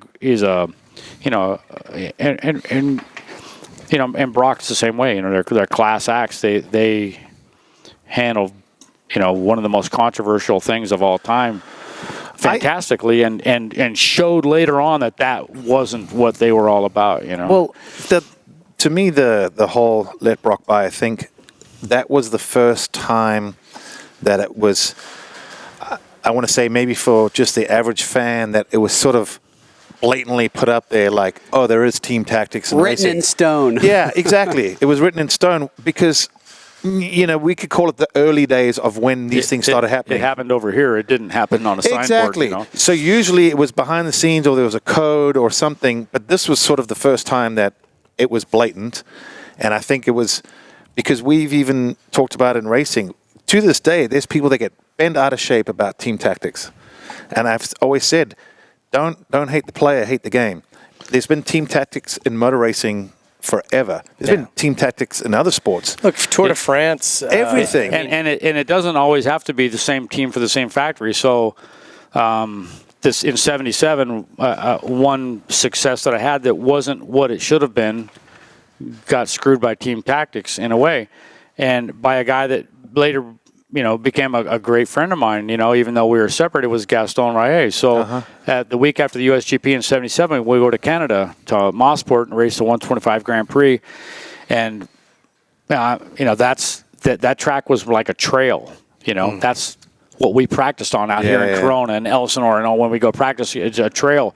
And it was in the infield of the GP course, right? And it's like sandy, like Corona gets, around here. The hills around here when it's I'm like, oh my God. And my bike is fast. And this is like comfort food. And oh God. And the first moto, and I come through the pack and I get into second place, and Andre Masson is a Yamaha factory guy from Belgium. And not Malherbe, was it? No, it was Masson. No, it was Andre Masson. Malherbe was later. And anyway, I'm catching him like he's a 20th place in a national. I'm just and right when I get behind him, I'm lapping a Canadian guy, and I couldn't tell if the guy was going to go inside, outside, and he acted like he was going to go inside. So I'm accelerating hard to carry momentum on the outside to get him on one of these trails, and right when I get out here, and I've been yelling in the corner, look out, look out, look out, and I get out, right when I get out here, he raises his arm and looks like this and turns left and cleans my front wheel out. And it's one of those ones where and the handlebar tucks in, shoulder, and you flip. And by the time I get up, Gaston was way back in third, and he's right there and gets by, and we both catch up to Masson, and Masson, Gaston, me, and we finish. So I'm third. So Belgian first, Yamaha, Belgian second, Suzuki, Gaston, me third, Honda. Second moto, I hole shot. I'm gone. I win by 25 seconds. And Andre Masson is in second, and Gaston's in third, and he's just reeling in Andre Masson. And he wrapped up the championship, the first moto, and he gets right behind Masson and stops. And it just stays third. So Andre, lose the overall? Andre gets a 1-2 and gets the overall, and I get a 3-1 and get second, And I was like, you... But my first national in South Africa one year when I was the favorite, I went down both motos and almost passed the leader, both motos at the finish line, and I went 2-2, and they went 1-3 and 3-1. I got third overall, and I was by far the fastest guy with a 2-2. I remember standing on the podium. They're like, hold your trophy up, and I'm like, No. Yeah, that, Like, no. that happened to me in 1980, the last 250 national of the year. I got second behind Howard in the first moto. We diced. He ended up winning the moto. I got second. And then the second moto, I'm Daryl Schultz, whole shots. Daryl Schultz, a great rider, but that 250 National Series in 80, he had struggled. He didn't win a moto or nothing the whole season, except for the last moto of the entire year, and he whole shots. He needed a ride for next year, right? Yeah, and so Probably. I'm right behind him for 40 minutes plus 2, and I'm doing everything I can to get close, and I can't. And Howard is in third, and we beat him by like 20 seconds. And Howard gets a 1-3 and beats my 2-2. And then Myerscough beat me the next week at the USGP. And that's what really pissed me off at getting beat by Suzuki guys 2 weeks in a row. So the next week at Mammoth, that's when I won all 3 classes at Mammoth. So Yeah, you you were the first guy to do first. that? Yeah, he was the first. yeah. King of the mountain. Yeah, but the year before in 79, I won the 250 and the 500 too. Even though I was a 125 national guy, so Now you have I won 5 straight. So. You have maybe another thing you were telling us about at lunch today. You may have been the first guy to ever skim a set of Supercross whoops.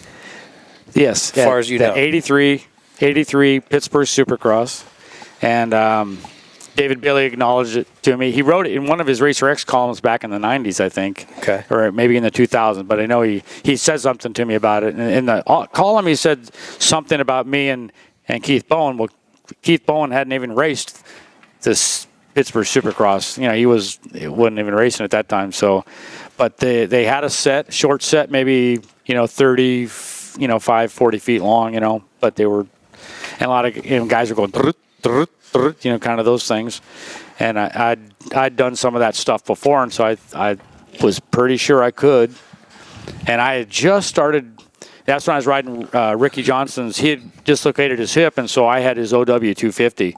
And Bob Oliver was, who an old FMF porter. He was working in the porting room at FMF, when I was a pipe guy there. So he was working on the bike. And anyways, so I just blitzed it a couple times in practice, and so I was pretty sure I could. And so Brock won his heat in semi, and they only had They had 4 heats.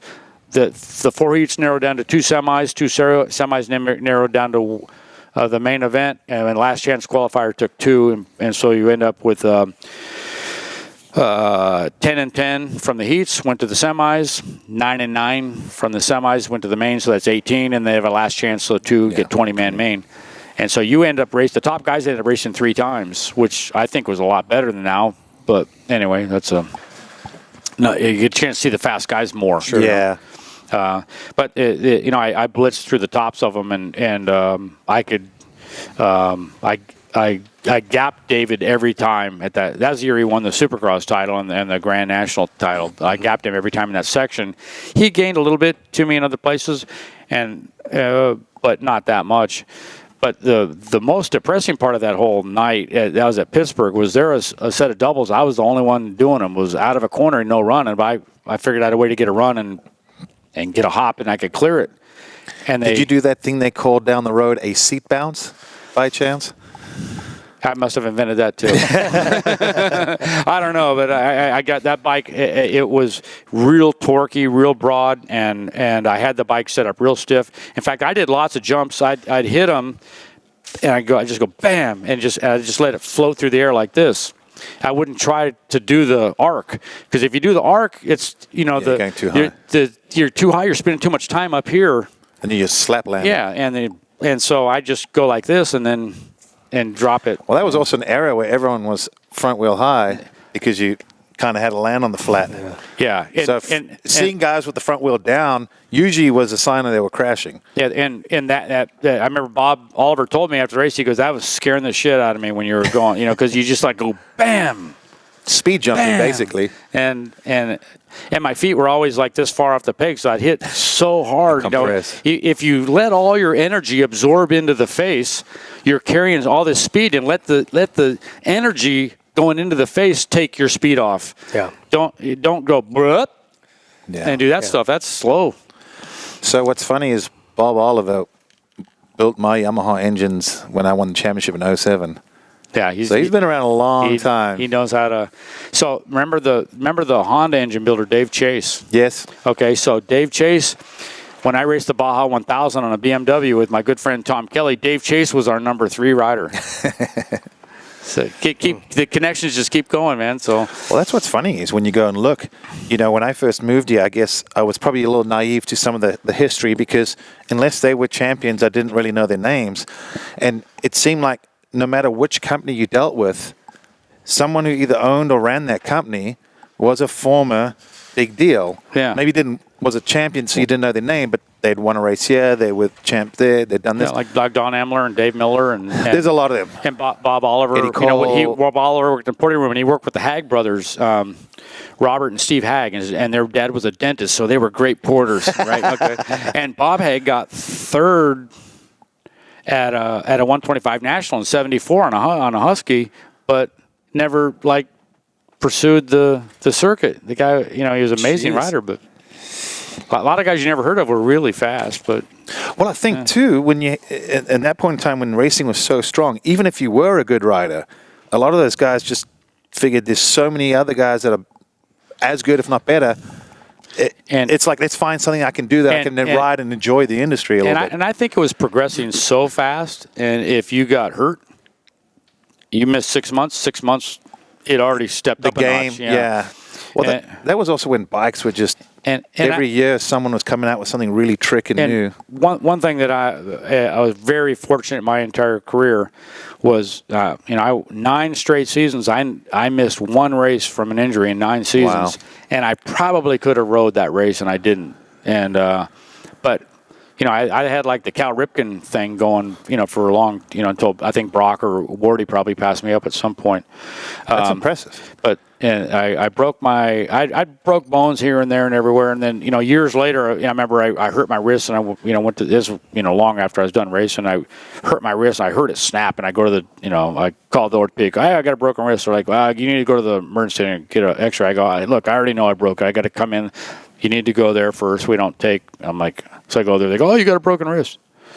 I go, and the X-ray guy goes, when did you break your wrist before? I go, I didn't know I did. He goes, you see this bone? That's a navicular. He goes, see this little thing right here? He goes, that's part of your navicular. That's supposed to be attached. A lot of guys didn't realize they broke the navicular. Yeah. But then the problem was it goes from a broken bone and it wears out and becomes like a joint, and then you either have to have it removed or that's fused. That's when you have wrists that don't go more than that. I had both mine pinned.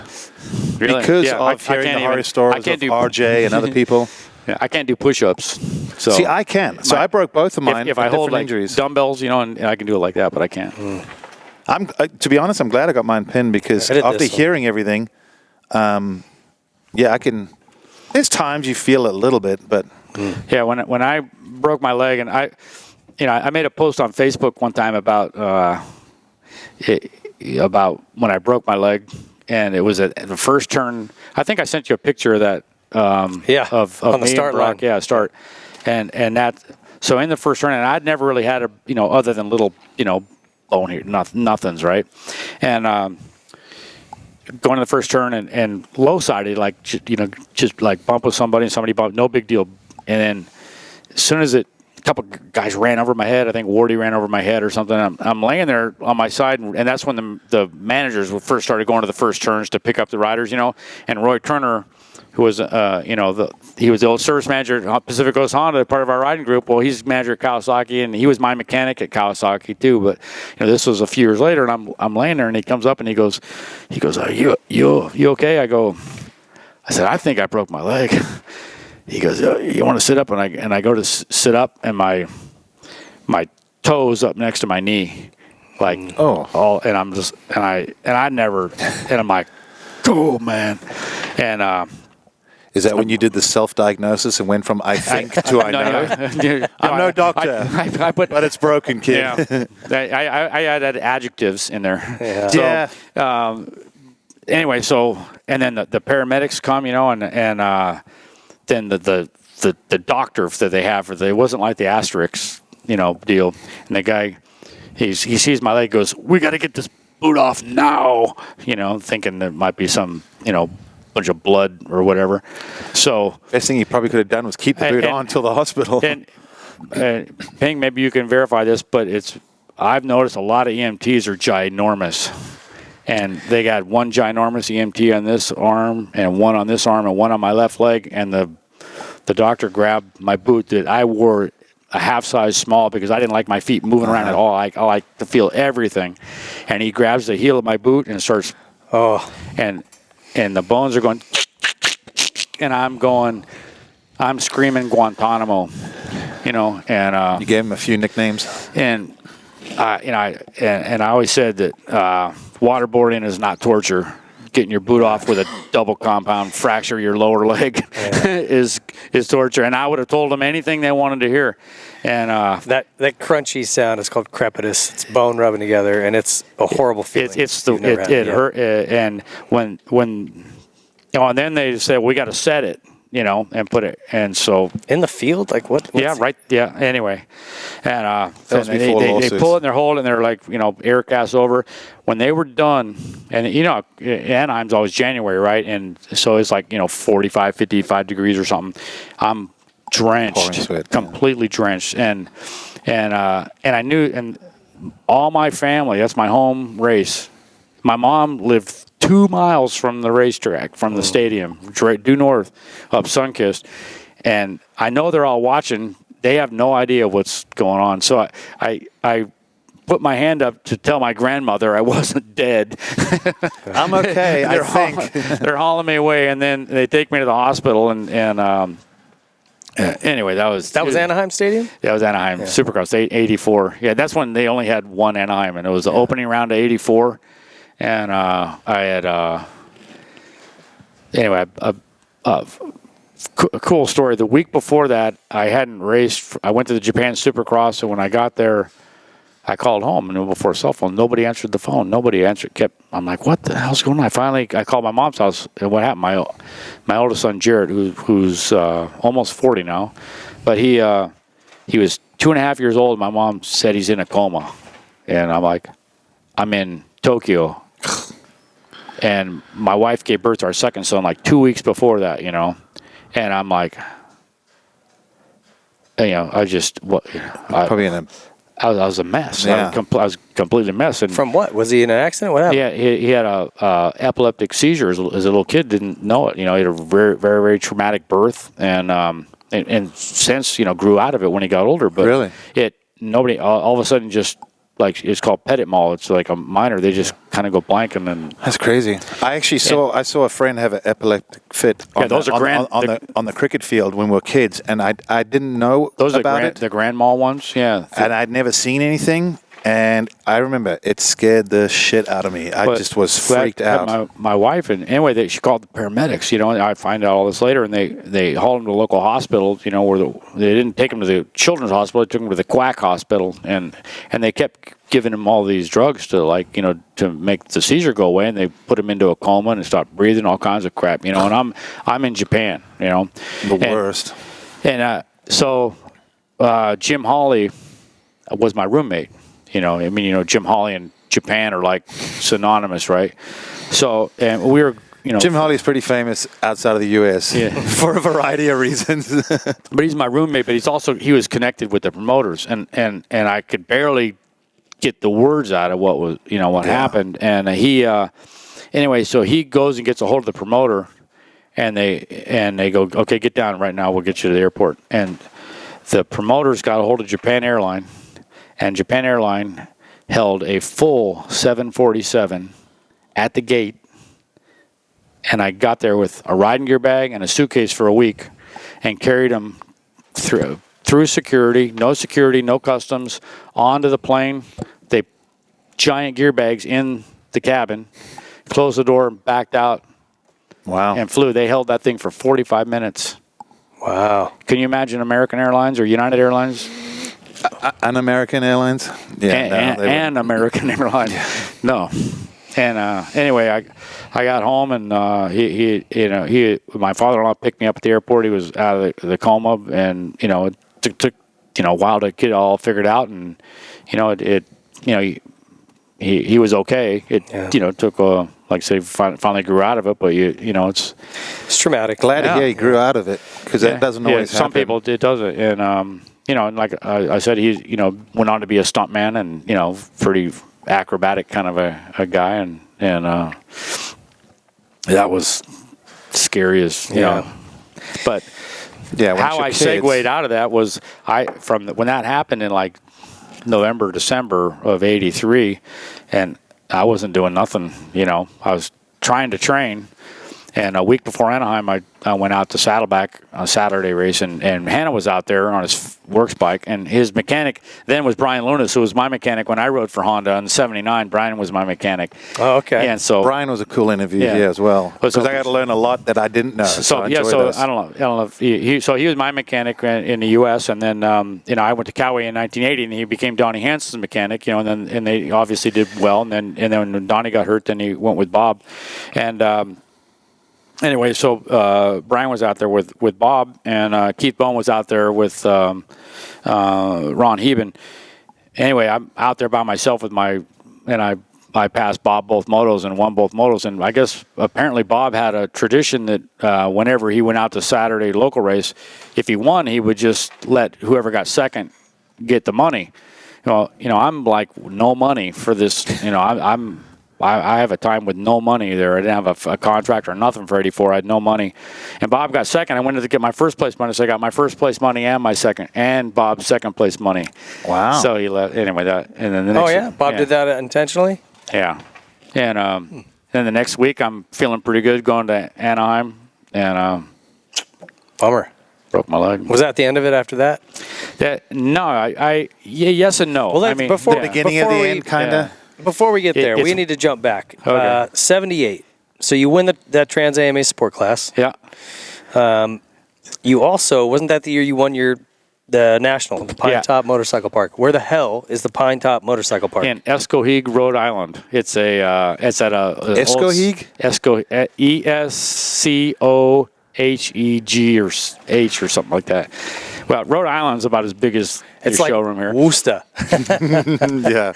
Yeah. And the riders there talk completely different than the rest of the country. So anyway, it was right near Jimmy Ellis's house.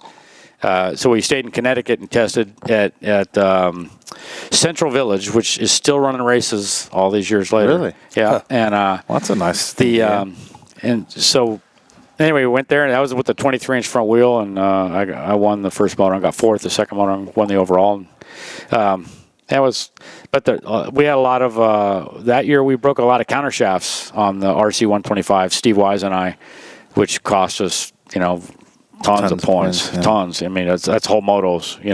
2 or 3 of them, just gone. It's funny when you look at results from back in the day when you see people a little inconsistent. It wasn't so much the tracks; it was just brake, DNF. Yeah, something happened. Yeah, and sometimes it was the corniest of things, from throttle cable to split pin. Or I broke a swing arm at the Escape Country.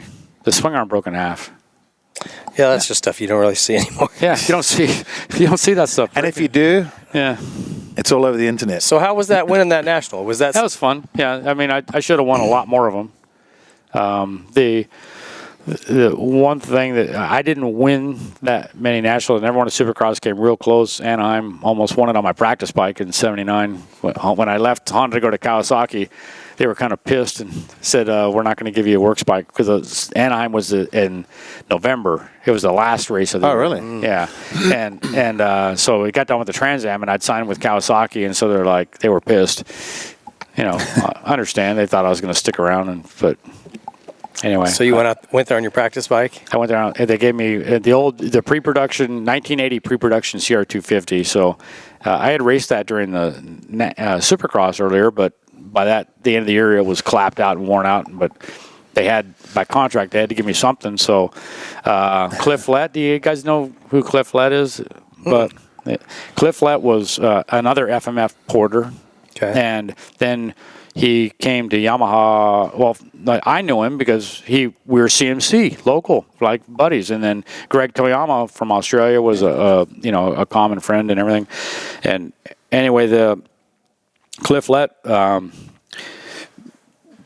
stayed at his house in '79 when I won the 2 classes at Mammoth. But then, so I called him up. I go, hey, I got to get my practice bike going. You want to help me? He goes, yeah, sure. What do you need? So, he did some. Kind of cleaned it up and did some stuff. John R. had left Honda for Yamaha, so he rebuilt the suspension for nice. me. And, he was the suspension guy at Yamaha. John R. Genius guy there. And then we just got it all fixed up and went out there, and it wasn't that fast, but I backed what I did on the gate was I backed all the way up as far as you could at that time, and I took the chance of a lifetime. I knew I was faster than everybody, but at that night I felt pretty good. As soon as the card went sideways, I counted 1, 2, bam, and just let it go. It's gate's either going over the it's either bars or going to you're fall or it ain't. It's going to fall. I'm going to fall. And I literally hit it on the way down. And I had 2 bike lengths out of the gate. By the time I got to the first turn, they're all on my ass. And I left it wide open. And anyway, I gapped them all pretty good, and then got into lappers. And that was not, they only had 1 blue flag then at the finish line, and that guy wasn't paying attention. I was, just stuck behind all these guys, and Howerton finally got me and passed me. And then Scott's brother kind of tagged me on the way by, so I tagged him to the ground on the way back. and I ended up second. And that was, pretty frustrating. That's why I had that one if there's any race in my life I want back, it's 79 Anaheim. I want that one back. Home crowd, 8 million people, Anaheim. It was just like it is now. Anyway, Frustrating. there it is. How did your factory Honda compare to the FMF bike you were riding? When we had it dialed, it was really good. The FMF, the advantage on the FMF bike was it wasn't as trick or long suspension and everything, but it ran good and it was reliable, and I knew exactly how it handled. The works bikes at that time we always were going through lots of changes all the time. It wasn't like you just took something and kind of fine tuned it. Hey, let's try these brand of shocks. Everything was so progressive at that point in time. It really was difficult. Well, even when you talk to guys, they're like, I wanted to go and ride for this team because that bike was so good. And then the following year, other manufacturers improved their bikes, and all of a sudden that wasn't the bike to Welcome to Warren's world. So anyway, it was by 79. You look at all the different bikes that all the Honda factory guys were riding in 79, and then how many people left. It was that's what happened. In hindsight, they told us the new stuff's coming. It's really good. You got a single shock, got a rising, got all these things, and we're all like, okay, I've been hearing that for a while. I went to Kawasaki. Marty went to Suzuki. Semix, where did he go? He went to, I think, a private Honda deal, or Yamaha. I think Steve Wise and Gibson were the only ones that stayed. Everybody else left. Ellis had left. I went to Cowie. But, Roy Turner kind of recruited me. So Roy Turner, again, he was part of our weekend riding group. And I got we used to have pictures of him trying to jump a cliff on a old DT1 Yamaha MX. And Oh, yeah? yeah. So Honda wasn't necessarily the team to be on at 77, 8, 9? It was, but not. It was the biggest team. It was bad, but we all were kind of struggling. We never could quite. It seemed like Part of that struggle was the 80s, right? Part of that struggle was 2 things, or 3 things: trying to beat Yamaha, and the 3 guys Yamaha had: Rick Burgett, Brock Glover, and Bob Hanna. Yeah, and those are tough guys to beat. Nobody was. You might think any other year you might have had it dialed, but those guys had their act together pretty good. The riders and how they they did it. So Honda really seemed like they really found their groove in the 80s. They did. So what happened then was Dave Arnold became more of a development guy, not just a mechanic. Roger DeCoster came to America, and in hindsight, Kawasaki was good, and I had some great successes there. But I was on a good roll at the end of '79, even with all the things that we were experimenting with and everything. And Brian and I were clicking pretty good, and John R. was with Tripes at that time. John R. was my mechanic for 77 and 78. The 78 Trans Am, they moved John R. to Tripes. And then Merle Anderson and I won the Trans Am title. And then he quit Honda and moved back to Elkhart, Indiana. And then Brian Lunas came from Europe, and so then he became my mechanic for 79. And Brian was good for me. He kind of helped me step to the next level and move up, and I had a lot of good success. And and I think you guys even look a little alike. Yeah, right? maybe. So I don't know. Yeah. Him and Lannis? Maybe a little bit. This is the mustache isn't always. I was getting ready for Terry Clanton's tombstone ride, so I started. Yeah. Growing the handlebars in. Yeah. So Brian and I gelled, but Roy Turner and I were old friends and gelled really good too. He likes to experiment a lot, and everything. So. I should have won a lot of races in '80. Howerton was pretty dominant. And I rode the toughest class. The toughest class was the 250 Nationals with, Howerton and Bell and Wise and me and Schultz and all on works bikes, and Larry Wasik on the other works Kawasaki, and we were all going at it, going for it. But anyway. Well, I want to jump in. You actually raced the very first Superbikers event, and which ended up being.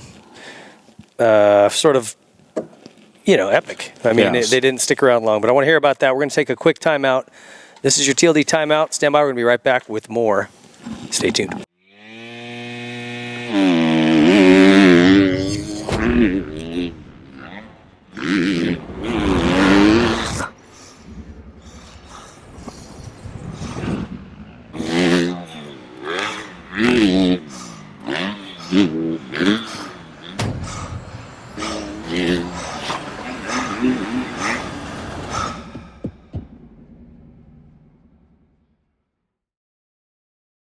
At Nihilo Concepts, we have a passion for innovation and for motocross. Our mission is to develop parts that will improve the durability, functionality, and the appearance of your motorcycle. We're proud to say that everything from Nihilo is made in the USA in our state-of-the-art manufacturing facility in Stuart, Florida. Whether you race every weekend or you just ride for fun, Nihilo offers high-quality, innovative parts that you just won't find anywhere else. Nihilo offers custom engraved engine covers, one-piece titanium foot pegs, brake tips, internal engine components, specialty tools, frame grip tape, carbon fiber components, and so much more. Check out our website, NihiloConcepts.com, and see for yourself why teams like Red Bull KTM, Rockstar Husqvarna, Troy Lee Designs, and some of the fastest riders in the world choose Nihilo Concepts. NihiloConcepts.com.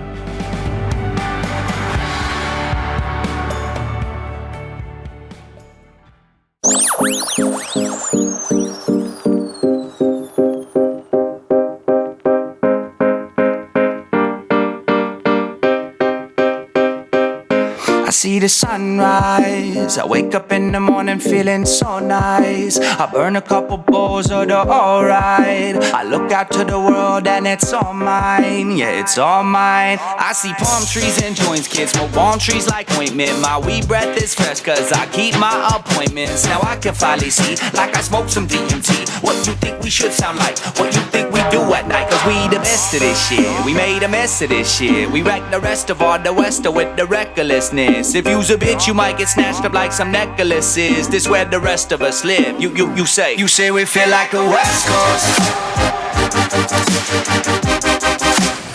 I say we sound like a pasta. You say we feel like a West Coast. Welcome back. That was your Troy Lee Designs timeout.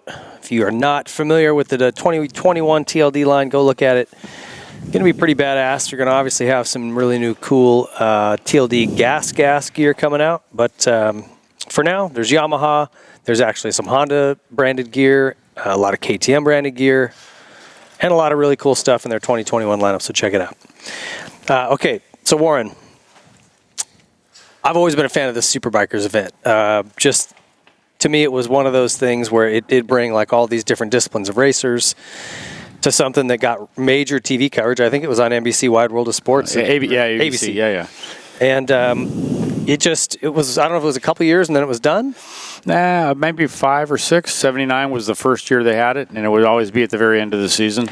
It went to 85 for sure because I went to the 85 one. Okay. Well, take me through what that was like and how you did. And I was at the very first one. It was right after I left Honda and went to Kawasaki. And I wasn't going to be racing anything through the end of the year because, I I raced the Honda at Anaheim, and then I certainly Honda wasn't going to give me a full race bike for that. Well, it got fixed later on, but I didn't get my November check from Honda. Yeah. Oh. So it wasn't that much money. It was more bonus at that time anyway. But still, they didn't get it. And so I read the contract. It said breach of contract. So I talked to Roy. I said, "Hey, are you guys doing that?" "Oh yeah, okay." So they built double disc brake, 500, works Cowie, and I had ridden like I said, I had done lots of fire road stuff, and a little bit of flat track, a little bit of TT as a kid, But once I did motocross, I never did any of that other stuff. Yeah. But I always liked it, and I grew up watching Ascot Dirt Track, the epitome of it, and that just sounded fun. So I went down there in my motocross gear and went out, and we just No asphalt experience? No. Okay. Zero. And was that course, did it have some road course stuff in it, or was it just the drag strip? Oh, yeah, they had road races there. They used to have road races at Carlsbad. And they had a drag strip, and then they had, it was a return road or a road race course, depending on what was going on that weekend.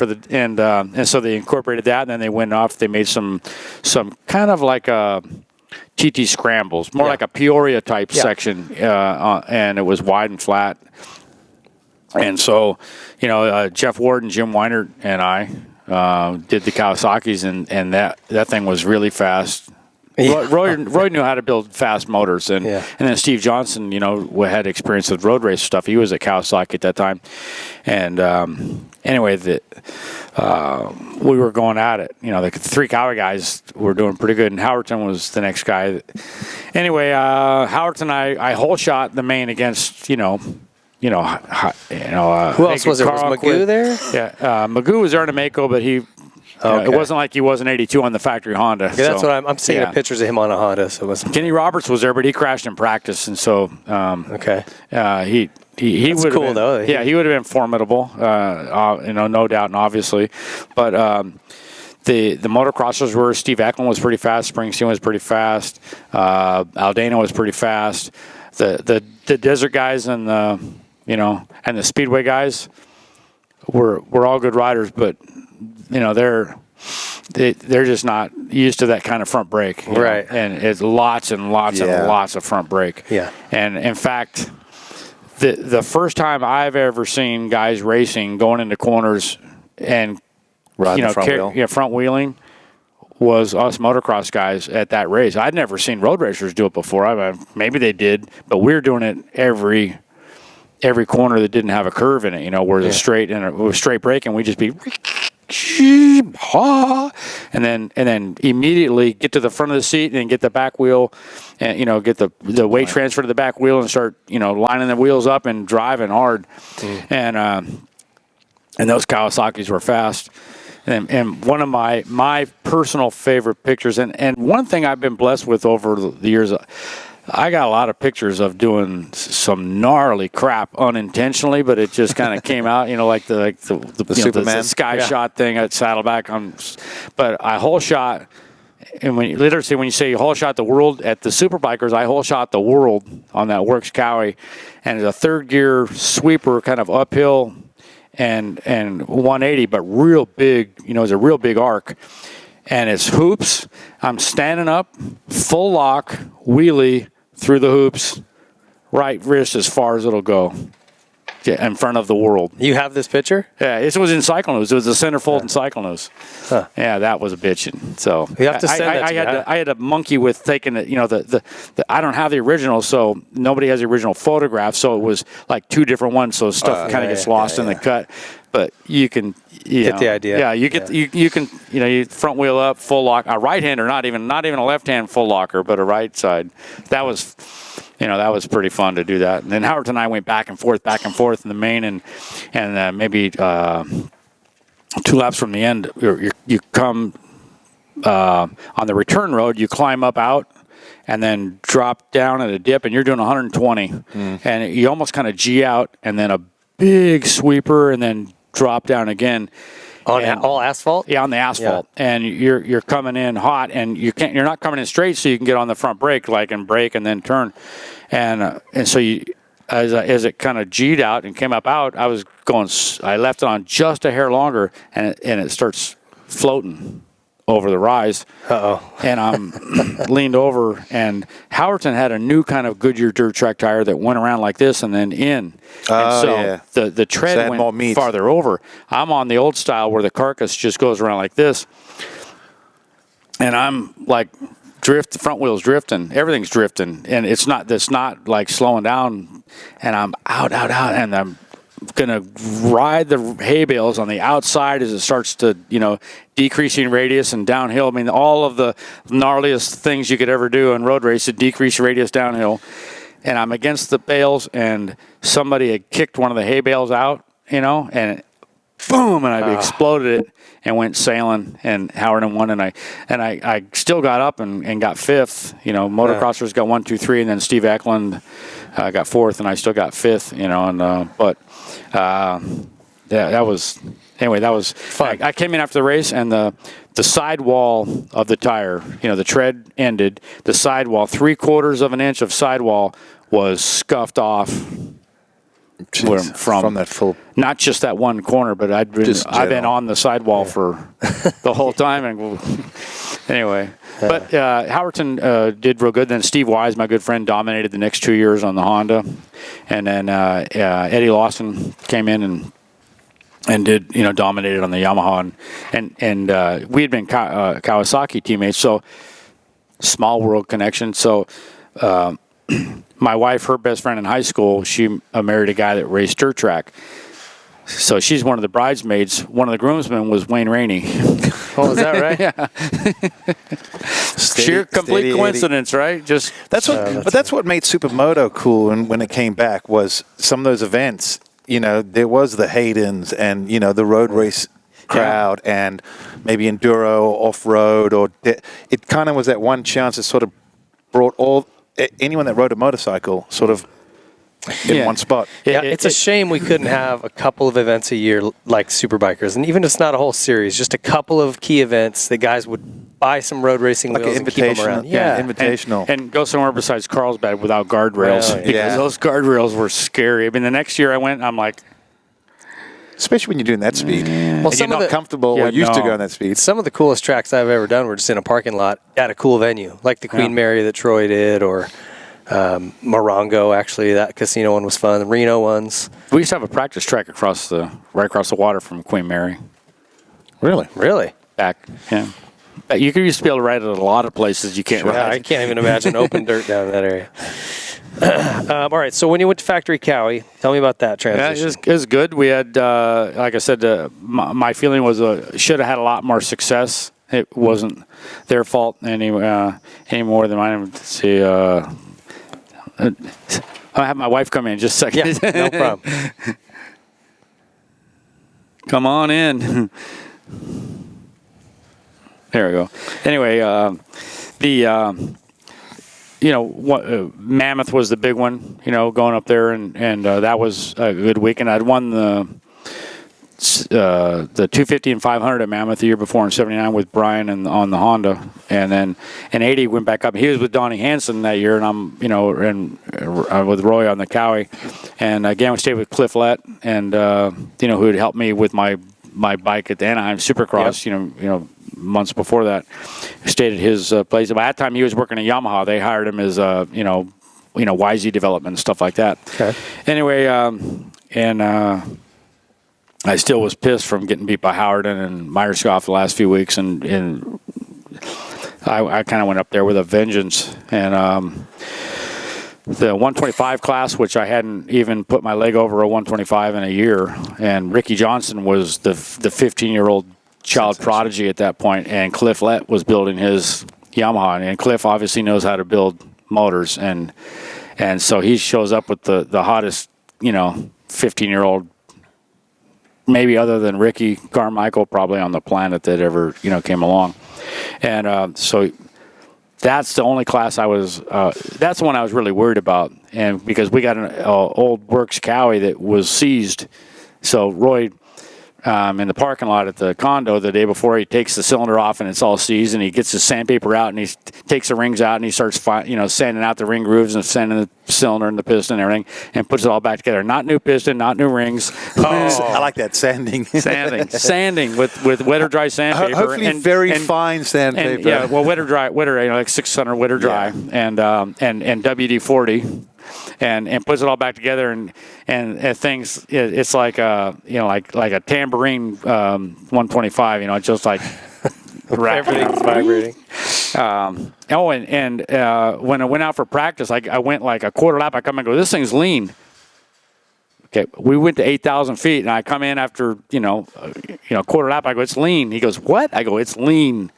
We ended up going up 6 main jets. Somebody must have screwed up. That's why it was seized. They must have screwed up what jet they had. Misread the jet. Yeah, never did it. So it's just one of those kind of parked in the back bikes.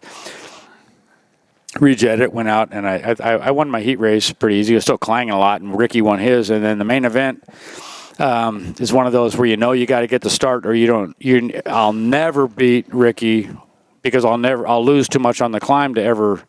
If I'm behind him. So I just backed way off the gate and just left it pinned. And, you kind of had that curve at Mammoth, that left-hand curve where it enters the uphill.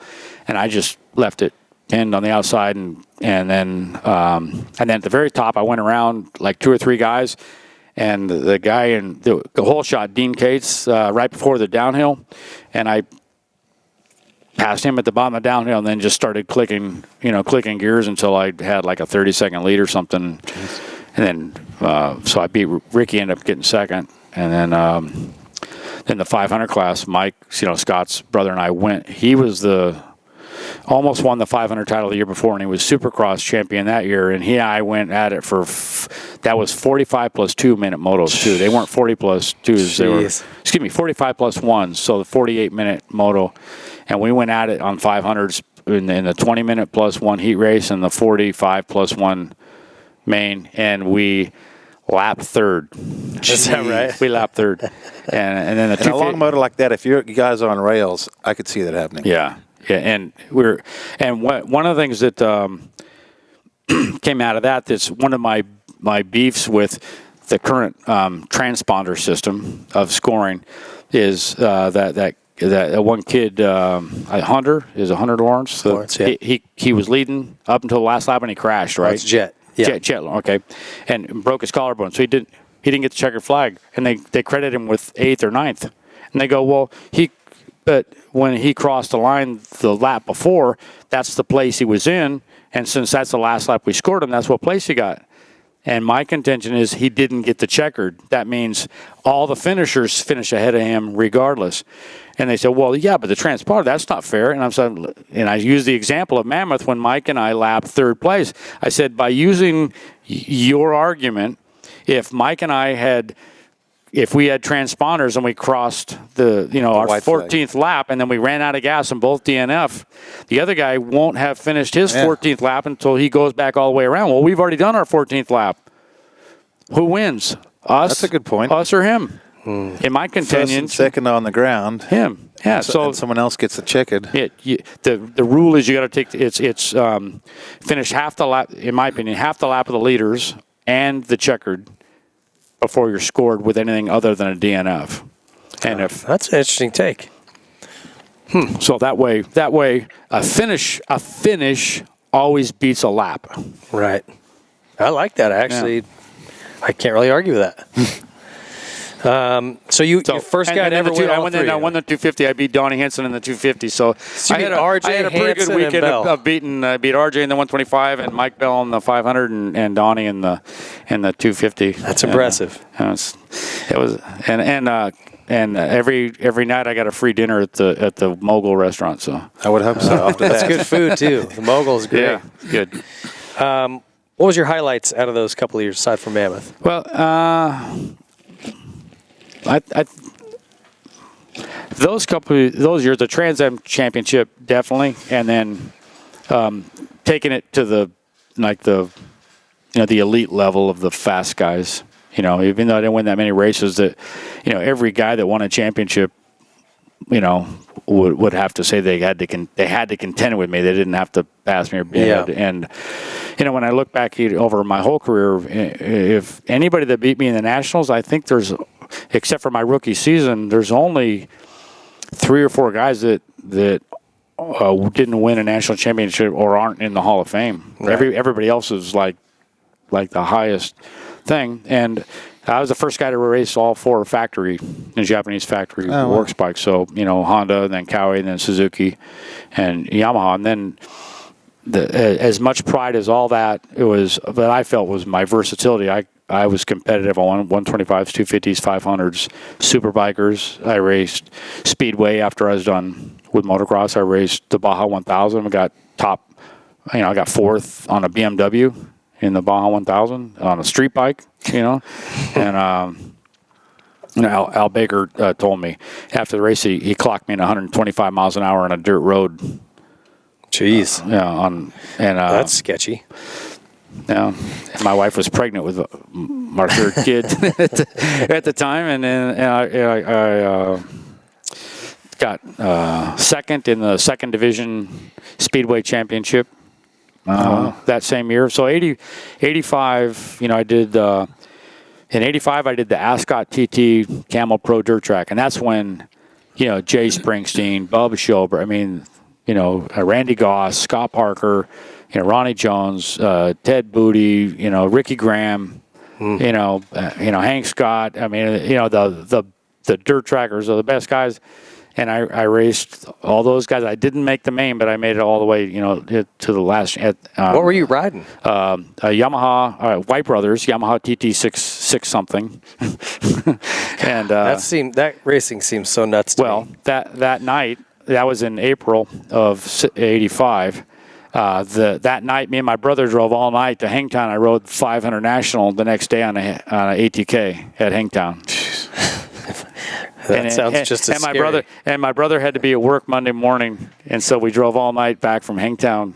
And then 2 weeks later, I went to the Austrian Grand Prix and rode a ATK at Sittendorf, Austria.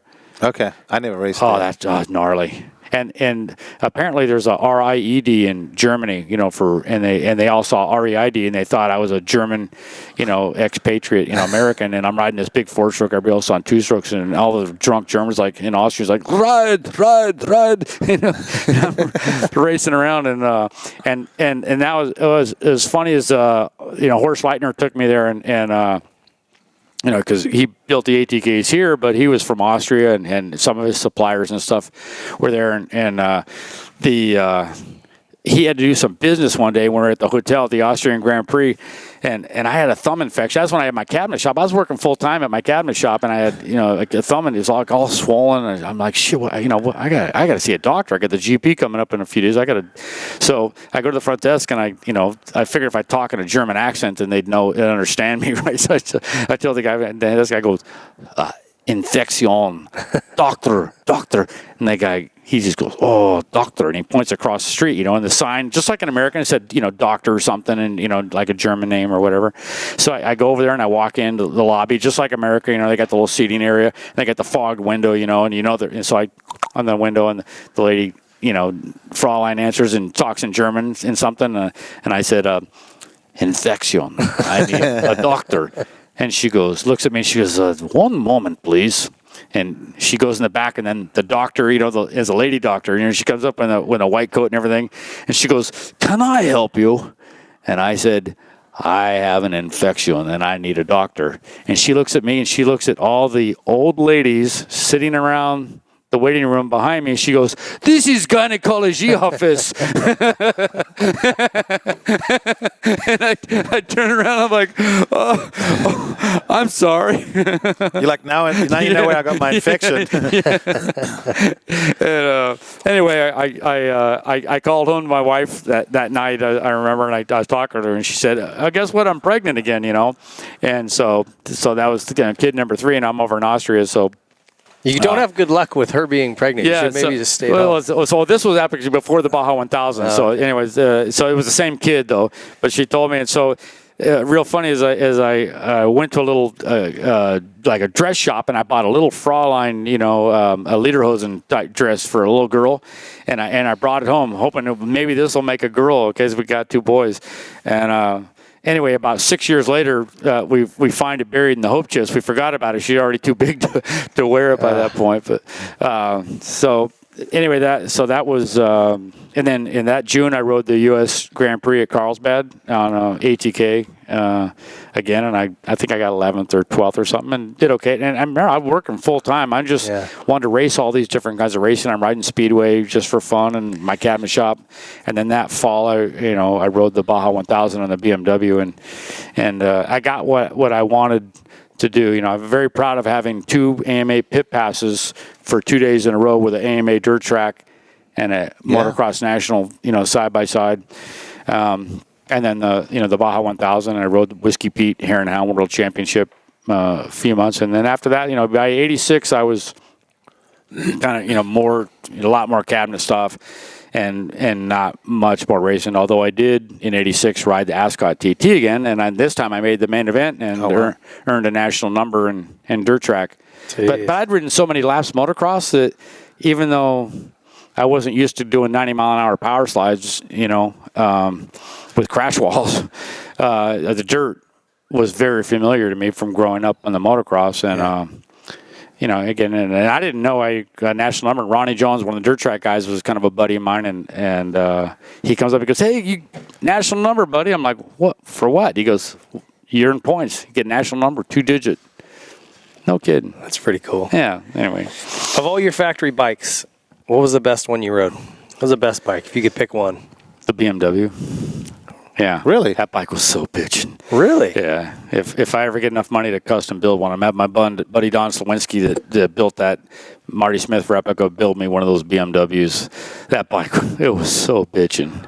It was so fast, so smooth, and what was bitching about it? It was well, imagine what electric bikes are going to be in the next 10 years. It was like that, but it was 1985. It was just an opposed twin boxer motor, super torquey, broad power band. How did it handle though? It had to weigh a ton, right? Oh, it did. It you couldn't begin to think of, pivoting a corner. You couldn't pivot a corner. Everything was like this, but in Baja, that's fine, right? Yeah, you ride the outsides of all the corners. Just bank off everything. Yeah, ride the edges, and like I said, you bank. But one cool thing about it was it had drive shaft without a torque eliminator. So if you're going for a big G-out or some big, pucker bump, pin it, and it gets in like double stiff in the back, and boom.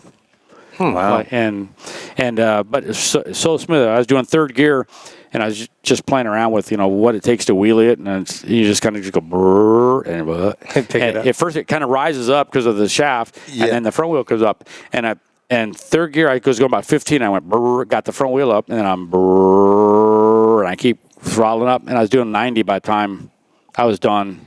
Third gear wide open. Same wheelie, never dropped it, and. I'd never been on a motorcycle that would do a 15 to 90 mile an hour wheelie in one gear. Yeah. 82, you went to Suzuki. Yep. What brought about that change? Yeah, Kawasaki, a lot of guys had a issue with management at that time. So Weinert was gone, Wasik was gone, I was gone. The guy's really good at contracts and not liking motocrossers, so apparently whatever it was. So anyway, so I ended up at Suzuki, and what's funny is Kawasaki paid me more in '82 than Suzuki did. What? How? Were you had a contract? Yeah, because I still had my contract running through '82 with Kawasaki, so they just went ahead and paid me more than Suzuki did for '82. So between the two companies, I made a lot of money, but Kawasaki paid me more in '82 to ride for Suzuki than Suzuki paid me in '82 to ride for Suzuki. Who were your teammates there? At Suzuki was George Holland and Ken Howerton and Denny Bentley. Bentley rode for Suzuki then, huh? Yeah, he did. And let's see, who else?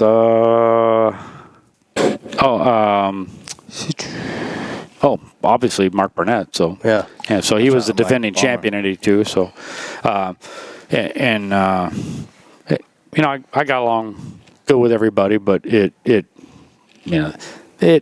just got 7th in the Supercross and 4th in the Nationals, but it's just kind of one of those deals that didn't quite fit. The bikes were okay, the team was okay. It just Wasn't a good fit. Yeah. And you were fourth behind R.J. Hansen and Glover. I mean, so I was there for when Ricky launched into orbit. At the last national, and exploded his front wheel.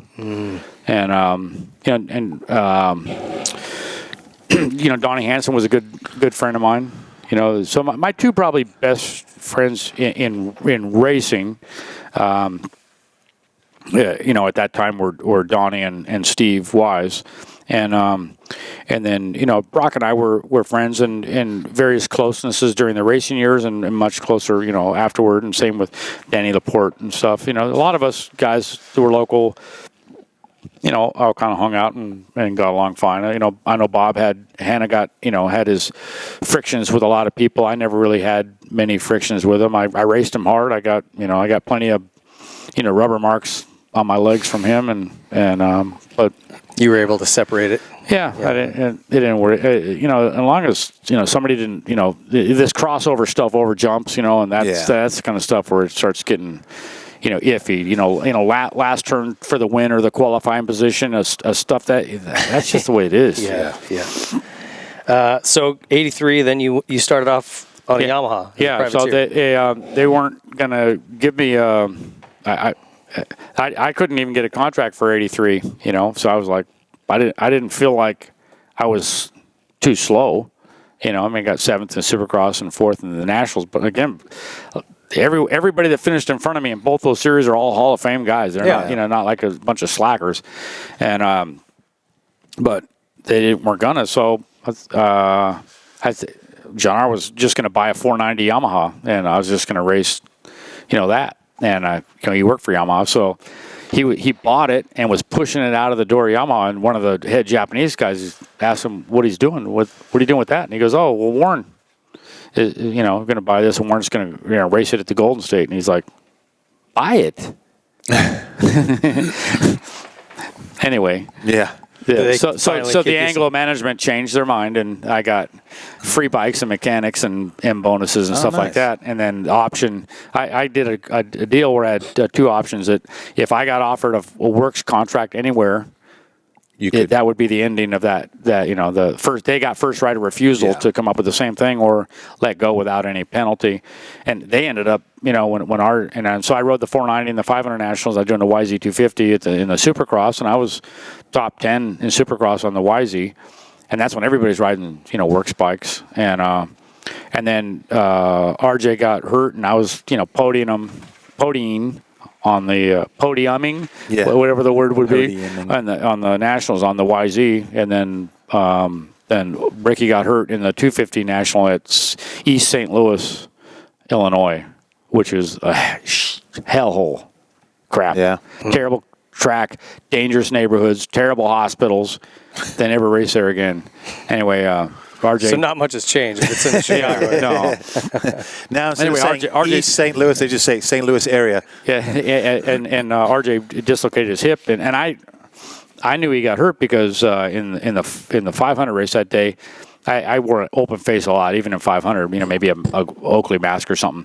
And anyway, I hit the handlebar big time on one of them holes, and I came in from the finish line, and like, man, my chin hurts, and I go like this, and it felt all wet, and I go, and it's just like covered in blood, and I could feel like the bone underneath my chin, and I looked down, I had yellow riding gear, and it was just, I'm covered in blood, and so a buddy of mine, a guy named Kurt Ross, who was there watching. So I have a mechanic.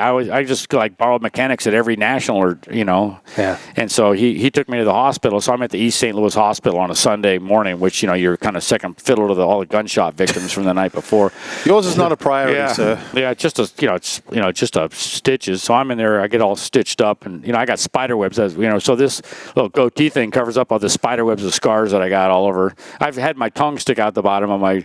A number of times. But anyways, I stitched up, and they're starting to go out, and they wheel in RJ with his leg like over here, and I'm like, oh, and he's, there's, he was like a ghost, man. It was, that's understand one of the most painful. I think he told that story, and he did go all night with it out or something, Yeah, right? and that's one of the most painful injuries that there is, and he was. Anyway, but Bob Oliver again was one of the porting guys at FMF when I was there. He was Ricky's mechanic, and then he came. And then a few years later, then Cliff Lett became Ricky's mechanic, and I think that was the year he won the 250 title. And Cliff Lett was one of my CMC buddies, and the guy built my bike for Anaheim, and then went to work for Yamaha. Well, Cliff started building remote control cars, and had a little side business in his garage and made trick ones, and he won the national championship a couple of times, RC cars. Then Associated Cars hired him away from Yamaha as Ricky's mechanic to be their development guy. And Cliff was one of my CMC buddies, growing up. So anyway, That's interesting. Yeah. So you had a second at Redbud that year. Yeah. Third at that Pittsburgh Supercross. That's one we were talking about earlier. Great season by all accounts. And they kept you on for 84, but that's when you got hurt. I broke my leg at Anaheim, and then that's when I sat out almost that entire year. Well, I didn't come back and ride a race again until September. Did you already have the cabinet company going at this point? Yeah, at that time I was just doing side stuff in between. I was doing motocross. My leg was in a cast for most of at least half of that time. Yeah, and I had done stuff for myself, and but I did some motocross schools, to kind of make ends meet, and that helped. And so a number of my guys did pretty good, in the years. So Ward Bassett, Mike Healy, Craig Canoy, a bunch of them, and all their names will come to me at some other time, But they some of them did pretty good, Yeah. And Sean Kalos reminded me, and we were at some vet race or vintage race, and he goes, and I said something about pulling on the bars or something. He goes, I learned that at your school. I go, you were in my school? He goes, yeah, I was like a little kid. I didn't remember him. He goes, you taught me to pull on the bars, to go, to get traction, and go through the bumps so the bike stays straight, pull on the bars, make traction. He goes, and I said, what about rolling the throttle? He goes, oh yeah, we went to that little off-camber track in the back of Saddleback, and you showed me how to, brake in a straight line, go to the front of the seat, and then roll the throttle, and and get the weight transfer smoothly. And he goes, and you've seen Sean Kalos. That guy's pretty velvety, Yeah. You're welcome, Sean. But that's how I made my money. And then I came back and I rode the last three Supercrosses of '84, and the very first one back was the Sacramento Supercross, and I hadn't completed a race. The second to last weekend of January, and this was at the end of September, and I hadn't done a race since that. And everyone's in race trim and getting paid, riding works bikes, and me and my brother drove up to Sacramento Supercross, and I got 11th in the main. And then, were you having, with that injury, that being your only one, was it kind of an eye opener for you, or the not afraid of getting hurt, but not making money and being able to support my family. Yeah. House famous kids. I do, and I had two boys at that point, and my wife was working for benefits. And all. It was a hard deal. And I want to go be Mr. Factory rider without a factory contract. You start, Yeah. and then zero money coming in. But I hadn't wasted a lot. I didn't go into bankruptcy or nothing. But I had to suck a lot of money out of things that I was setting, myself up for. Luckily, my mom was a good, kind of financial advisor, and kept me kind of going in the right direction. And so it was a struggle, but I also was a realization. This can't happen again. Yeah. And so that's when I decided, what, I'm going to go do all those fun, the Superbikers gave me a taste of the other kinds of racing too. I'm going to go ride desert. I'm going to go ride some dirt track. I'm going to ride some speedway. Some of my friends, from high school were riding speedway, and it was, I'm going to go have fun. I went to Alaska in '87, won the Alaska State Motocross Championship. Is that right? And got to see another uncle who was stationed in the Air Force in Anchorage, Wow. And that was cool. I went up there and had a good time. And I where'd you race? If you don't at the fairgrounds. in Anchorage? Okay. Yeah. And I did a motocross school there, right on the like the big hill above Prince William Sound, and they had there was like a 400-yard sand hill that went all the way down to the mud flats, and they said nobody would ever climb out of there, and I go, well, there's like 10 of you guys. If I don't make it, you can help me get out. I'm gonna try it. So anyway, ride down to the bottom, and everybody had always apparently tried by going straight up. So I started tacking, like this, and made it. It didn't say how you had to get to the top. It said to get to the top. So you made a 400 hill into 1,000 yards. Yeah, I had enough gas. Yeah, I think I probably should have went down 2 main jets from the bottom to the top. Yeah. I raced up in Fairbanks one time with Ben LeMay, and man, beautiful country up there. Oh yeah. It's neat to be able to go and see places like that. I only have 2 states left to visit, so that's the Dakotas. I've been in and done something in every other state.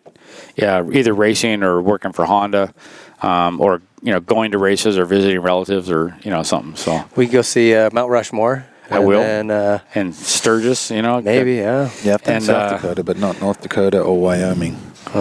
So, and you were talking earlier about being from Montana. So, Murdoch's, they're like big stores all over. Yeah. Yeah, so that was one of our big accounts when I was with Honda. So when I managed the West Sales region, so we would go up and visit the home office in Bozeman.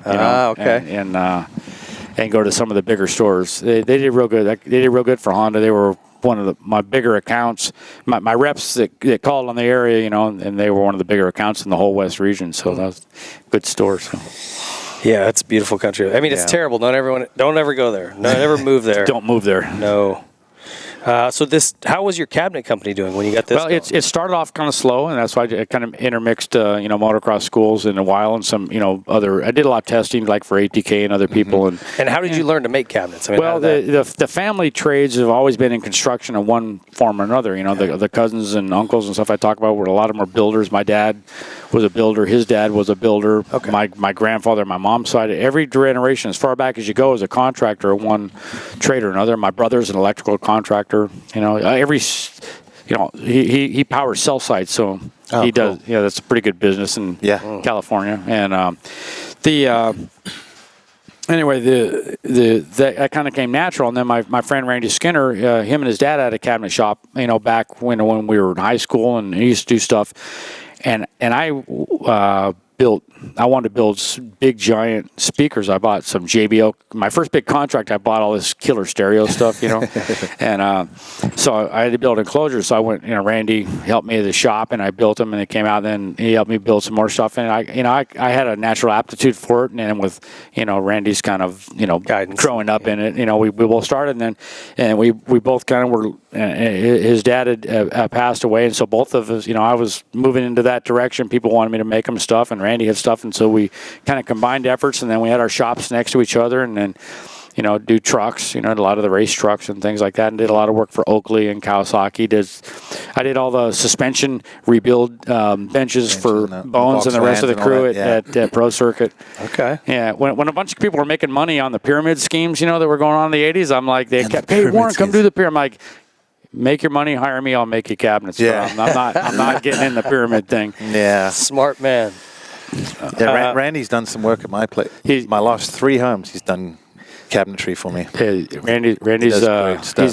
Randy's got a lot of fine stuff in a lot of places all over California, and he was recommended to me when I was looking for someone. So now that I'm retired, from Honda, I've got kind of some side business, similar to what I did at Honda.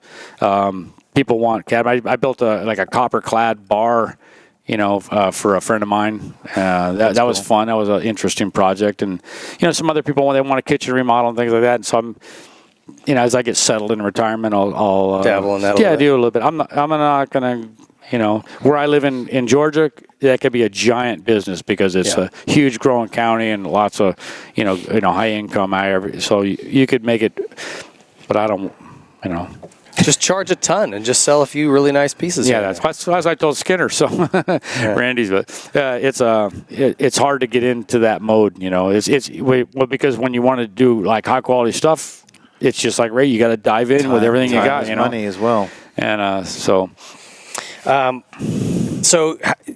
how long did you work that cabinet company? Well, yeah. until So you finally got it's picked called up Warren with Reid Enterprises, and I did almost an equal number of race team trucks and trailers and race shops and then custom, kitchens and, real fancy, stuff and, different, expensive homes and stuff, and did made a bunch of stuff for Jeff Ward for his house he had overlooking the ocean, big. He had a pretty trick garage. I built him and stuff. And then when some of the trucks and I would use Honda RV generators to power them. Kawasaki truck, whatever, some of the other ones said a Honda RV generator. And I got kind of back in with some of the guys I knew from motorcycle that were in the power equipment division doing the generators. Then I did all the Yamaha Marine service rep vans. I did their Bass Pro truck that would go to all the Bass tournaments and service the Yamaha powered boats. And then I did the Honda vans. And when I did the Honda vans, one of the managers, I made the lament one time. I said, "Man, I can't wait to get out of California someday." And I go, "I'm tired of this." And he goes, "Well, we have a position opened. You have to move out of state." And I go, "Well, I don't know. I don't want to pay them. That's expensive." Maybe because, well, if you get the job, we'll move you. But you can apply. So I applied, my first and only job application of my entire life, and I applied and I interviewed and I got the job. Packed up my wife and 3 kids and closed my shop, and Randy kind of took over a lot of the stuff with Oakley and some of the other stuff there. And we all moved to Pennsylvania and moved to Williamsport, home of the Little League World Series. Mm-hmm. And it was kind of dead center of the district they gave me of New York and PA. And, bought a real nice house in a neighborhood full of doctors and lawyers and professors, because we lived within a mile and a half of 2 universities and 2 hospitals. Okay. And so I was like the only non-college educated guy in the whole area. But anyway, that started your run with Honda the second time. And so that was the first time as an employee. I started getting W-2s instead of 1099s. Yeah. And in June of this year, I hit 30 years. In July of this year, I retired from Honda. That's awesome. Congratulations on your retirement. Thank you. It's good. I'm enjoying it. I'm starting to, work back into what I need to do for 1099s, because I'm not going to ever do a W-2 again. I don't. Yeah, it was hard enough being a motorcycle personality working for a big corporation. It was very difficult. I believe it. And I had to put a lot of passion in check, and I couldn't always do it, but and one of the things I tried to at least pass on, because I felt like that was the Honda. They teach the Honda philosophy by people that never lived the Honda philosophy, but they try. You can only learn so much from a booklet or a training manual. But I lived it. I grew up at Honda. I knew if I was going to go to work for somebody, it was going to be a company like Honda with that kind of a passion. It had the man's name on the company. And I think probably the greatest sales tool I could give anybody is to approach sales, or if you're a service, rep, but approach it like you're a racer. So when you line up on the line for a race, right at that moment, you're the representative of the entire company. Everything that anybody sees about Honda or Yamaha is you're the representative of that performance. And they only see what you show. What you know, and you can't let it affect you, and it's something you kind of learn after a while, or some of it, a lot of it comes natural, but still you have to remind yourself is that you have no effect on the engineers, you have no effect on the team dynamics, you have no effect on the program, you have when you're behind the gate, you have effect on one thing, and that's you and your performance. Like if you're a rep and you're walking into a dealer, you didn't write the program, you didn't design the product, you didn't set the features, you don't make the advertising. but you're the face of Honda when you walk into that dealer, and by God, you better represent it with everything you frickin' have. Yeah. And when you come in, and when you close the door to the truck or the shop, then scream your frickin' head off. But You wear the team shirt. That's where your paycheck's coming from, and that better be where your heart's coming from too. So I can relate. In the fire department, you're on duty. You are a company man, right? Like we're in uniform anytime we go out of the station. You know, I got to wear a mask everywhere we go, which I probably your favorite thing. It's not my favorite thing, but I do it because I'm a representative of that county department. That's right. That's not my opinions, my beliefs. And it is tough. And the racer personality is a good thing, and that's why it's good for companies to race. Because one thing that racing does that other things and corporations that I've seen don't do is they have flexible timetables. You know, we want to release the product on this date. Oh, it's going to be 2 weeks late. Well, guess what? You know, the race starts on Saturday every time. Whether you're ready or not. Yeah, exactly. Yeah. And so, and as soon as the race is over, you had your evaluation. Pretty much. What place did you get? That's right there on the wall for everybody to see. Yeah. There's a lot of things where that mentality, that competitive spirit, that drives innovation. It drives, sales if you're in sales. I mean, that can be a driving force for whatever it is you're doing. So I think having that competitive spirit, which I think all racers that are worth a shit anyway, have. GL talked about earlier, you can take these same things and apply them to anything. And be successful. And you'll be better than most. Yeah. And when you show up, be ready. You can't get ready after, No. What riders did you enjoy racing with, and which ones did you really not? Anybody you had a beef with? I did Mike Bell, I really enjoyed racing with Mike because we started off intermediate, in Southern California together. I enjoyed racing with Brock, same thing. You just trusted him? You knew they'd race you hard, implicitly, but not dirty. I mean, I knew there's, if it came down to it, it's going to be, give no quarter, expect no. And, but I trusted them. I think they trusted me. And, even Mike and I sometimes, I put him on the ground. He's put me on the ground. But, one time his dad called, before his dad came to work for Honda, he called Honda, and it was to talk to John R. because we'd had a pretty good one at one of the local races. John R. wouldn't take his call. Is that right? Yeah. John R., I can say that me and my brother were so lucky that John R. came into our life, and people say, what's it like having like your stepdad is like a factory mechanic? And I said, well, it wasn't like my stepdad was a factory mechanic. He was the best freaking mechanic that ever lived, and our house was like John R. was like all of the guys in Big Bang Theory, and my mom was like that chick that lived across the hall. And imagine her with two crazy teenage sons. Yeah. Crazy, wild motocross, jumping off the roof, Yeah. Sons and guys like, what's that? The one guy on Big Bang Theory that's always, I don't know. I don't watch the show enough. I don't watch it. I know you're talking about that. Imagine him dealing with wild teenage boys. He's just, But John R. was like the most patient guy. Well, I mean, he was around motocross guys, and he's like the most precise. I mean, every wrench is laid out. He already knows where he's going to put all the bolts. Before he takes them off, where he's going to lay them out, and how he's going to, which sequence, I would have been the guy that would have walked up and moved his tools around just to be that guy. No, you wouldn't. Well, maybe once. One time. That one time. Who did you not like riding with? Was there anybody that you just hated?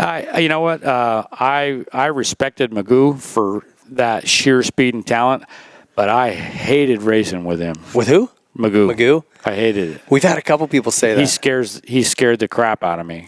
Because he was so fast, and he, it worked for him on Hondas. It didn't work on anything else, but it worked for Hondas. And I think because of Dave and Roger, kept the bike to make it, so it worked for him. I don't know that, but that's my impression, with his results, and I saw what he did with everything else, and it never was quite at that level. But he didn't, really care exactly where he was going, and didn't care if it, or where. And if he didn't know, I sure as hell didn't know. Yeah. But. I had some good races with him, I think one cool race though was at a Golden State race. I was on my CR125. I was a factory Honda guy. I was on my CR125. He's on his KTM 250, and I ran him down and passed him in a high-speed corner on my 125. And in Northern California at one of his home tracks. Ooh, he probably didn't like that. Well, you know what? He probably didn't, but you know what? The Northern California people knew me from, I had family up, so I had, a good connection, to Northern California, even if, I was from Southern California. So it was cool. So, what's your take on the sport these days? Yeah, I am really happy to see the private teams. I really feel for the struggle with the money to keep them funded, and it's if I had to give one recommendation to a lot of them all, it would be that you can still do it at a high level and high professional level without that kind of expenditure. And I'm not saying be a tightwad, but those giant semis cost a mint, and there's a lot of money that is being spent that's not necessary. It's just because it's become part of the show, and look at us, we're representing our sponsors, but desperate times call for desperate measures. So there's going to be some changes made. And, that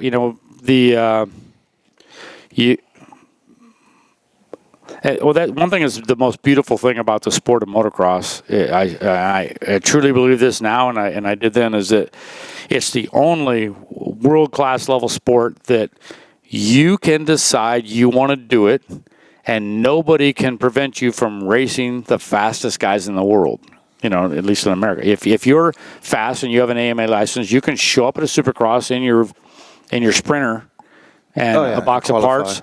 And if you got a sharp, friend or a buddy that helped you set up suspension, you're building a good, tight motor. It doesn't have to be the fastest thing in the world, but a good, tight motor, and you're going to make a main. Yeah. Okay, you can't do that in F1. You can't do that in NASCAR. Yeah. Baseball's not going to let you show up, and I want to play on your team. Football. The PGA. You got to go through all these. A good an expert anywhere can show up at a national and race.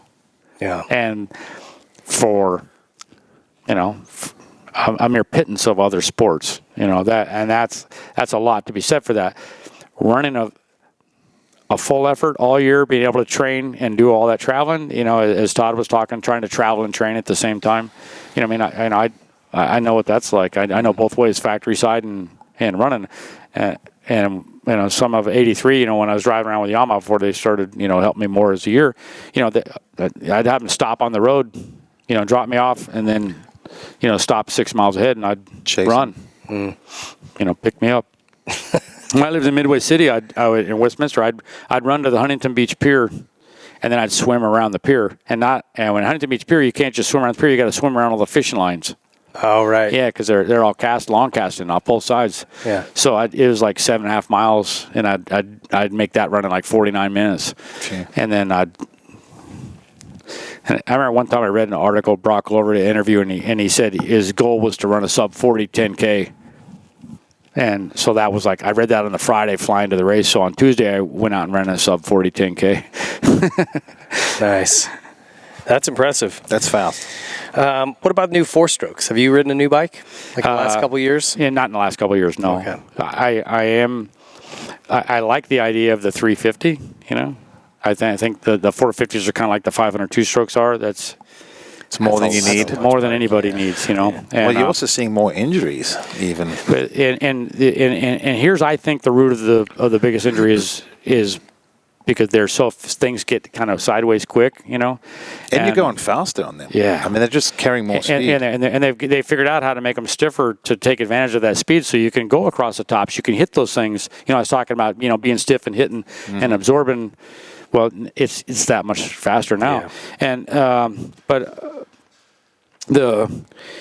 you know, a 302 stroke would be good. Electric, I'm not sure. I'm not sure that, you know, John and I were joking, are they going to get, you know, like electric substations in at the track, you know, so everybody can charge their battery? Or are they going to have 400 generators humming at the same time at the races, you know?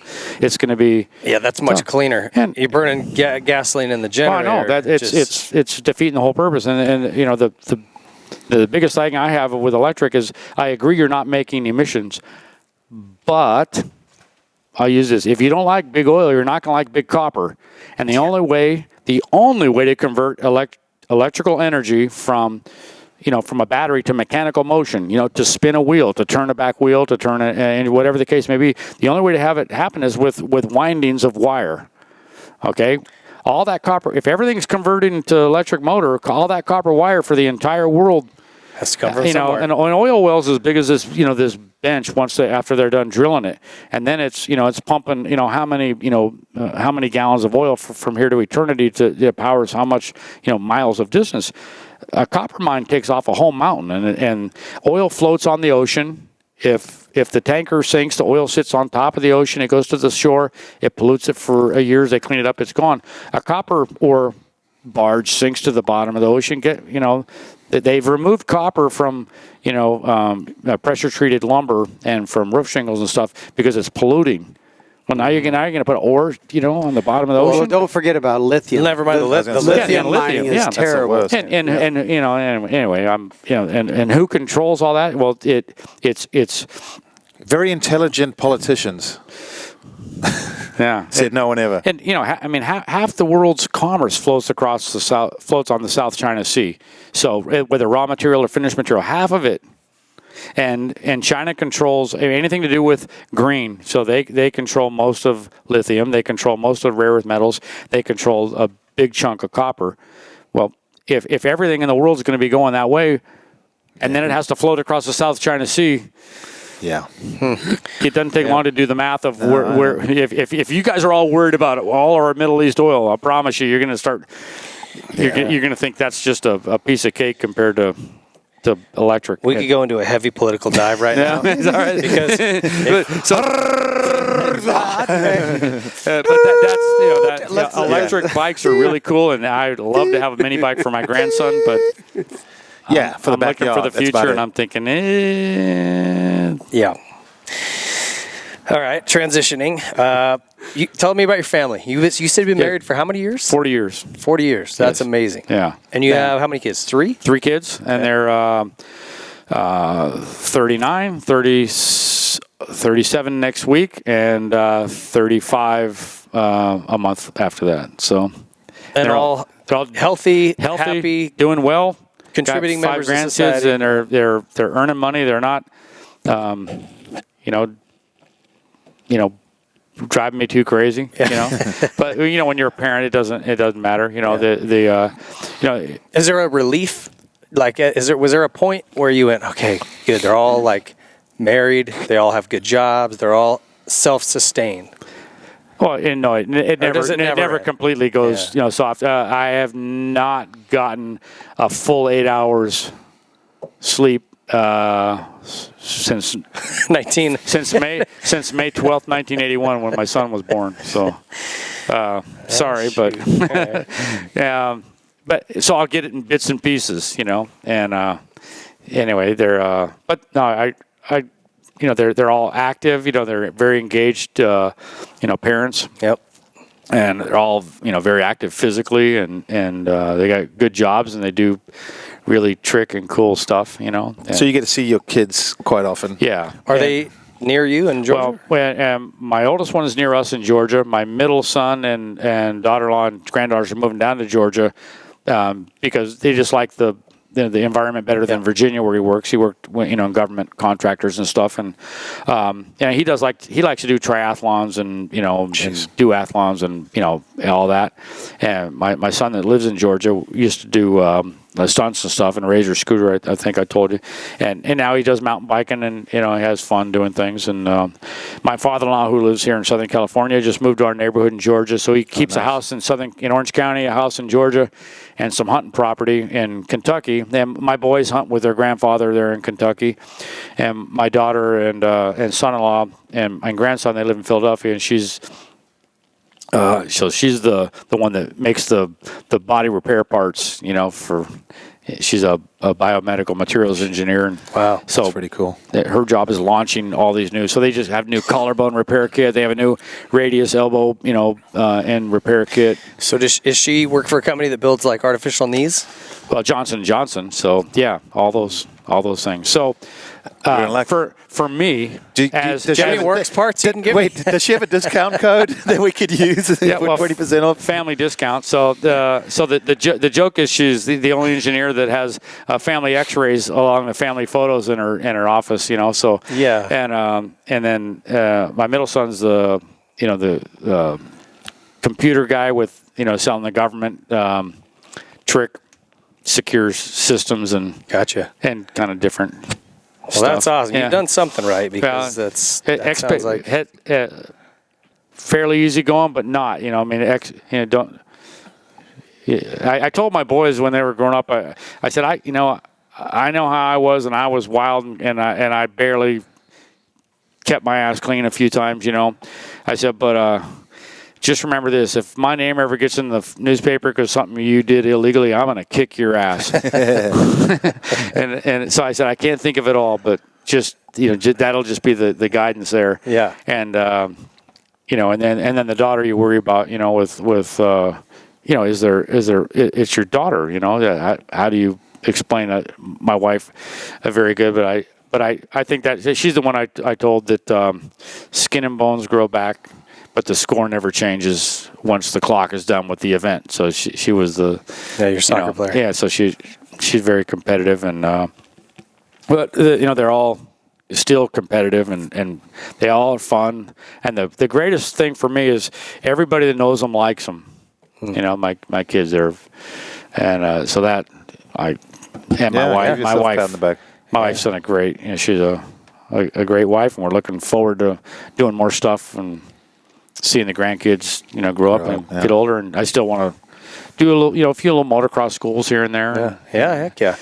Well, I love it. I love it that you're still out riding, even if it's only a couple times a year. Good to see you still enjoying it. Last question, kind of something we ask all our guests, is how do you want this sport to remember you? As probably one of the most versatile and I'm going to say innovative guys. I figured out little things, Yeah. Brock told me, maybe a couple years ago we got together, and one day 2 years ago I came to town to visit, and with my friends Greg Toyama and Daryl Willoughby. Daryl Willoughby started Australian motocross by coming and staying with me in 1977 and took it back. And then after that, that's when Gall came and Lease came and all those other guys. But Daryl Willoughby came and stayed with me for a few months in Southern California. But Daryl and Greg and I went to see FMF, and so we got to see Danny Laporte, and Donnie, and that day. And then later that evening, Brock came over to my mom's house, and John R. was Brock's mechanic for 3 of his championships. Okay. And so with Greg and Daryl and my brother and I and John R. And so in one day, the 1977, 3 of the top 4 guys in the 125 championship from 40 something years ago. We're hanging out and drinking beer. When I saw, it was funny. Brock was drinking one of his special IPA, at the race on Saturday, and I said, I recognize that beer. And then I said to my wife, I go, there's still some left in my mom's refrigerator from the last time you came over. So, but I like to be remembered for versatile and innovative, and I knew how motorcycles worked, and I helped. I did a lot of I went from short suspension to long suspension. I went from Air-cooled, water-cooled. single jumps to doubles and triples and and big giant stuff. I'm one of the few guys that raced with Brad Lackey and Brad Lackey and Roger DeCoster, and I raced against Jeremy McGrath and Kevin Windham. That's a pretty long, big span. Yeah.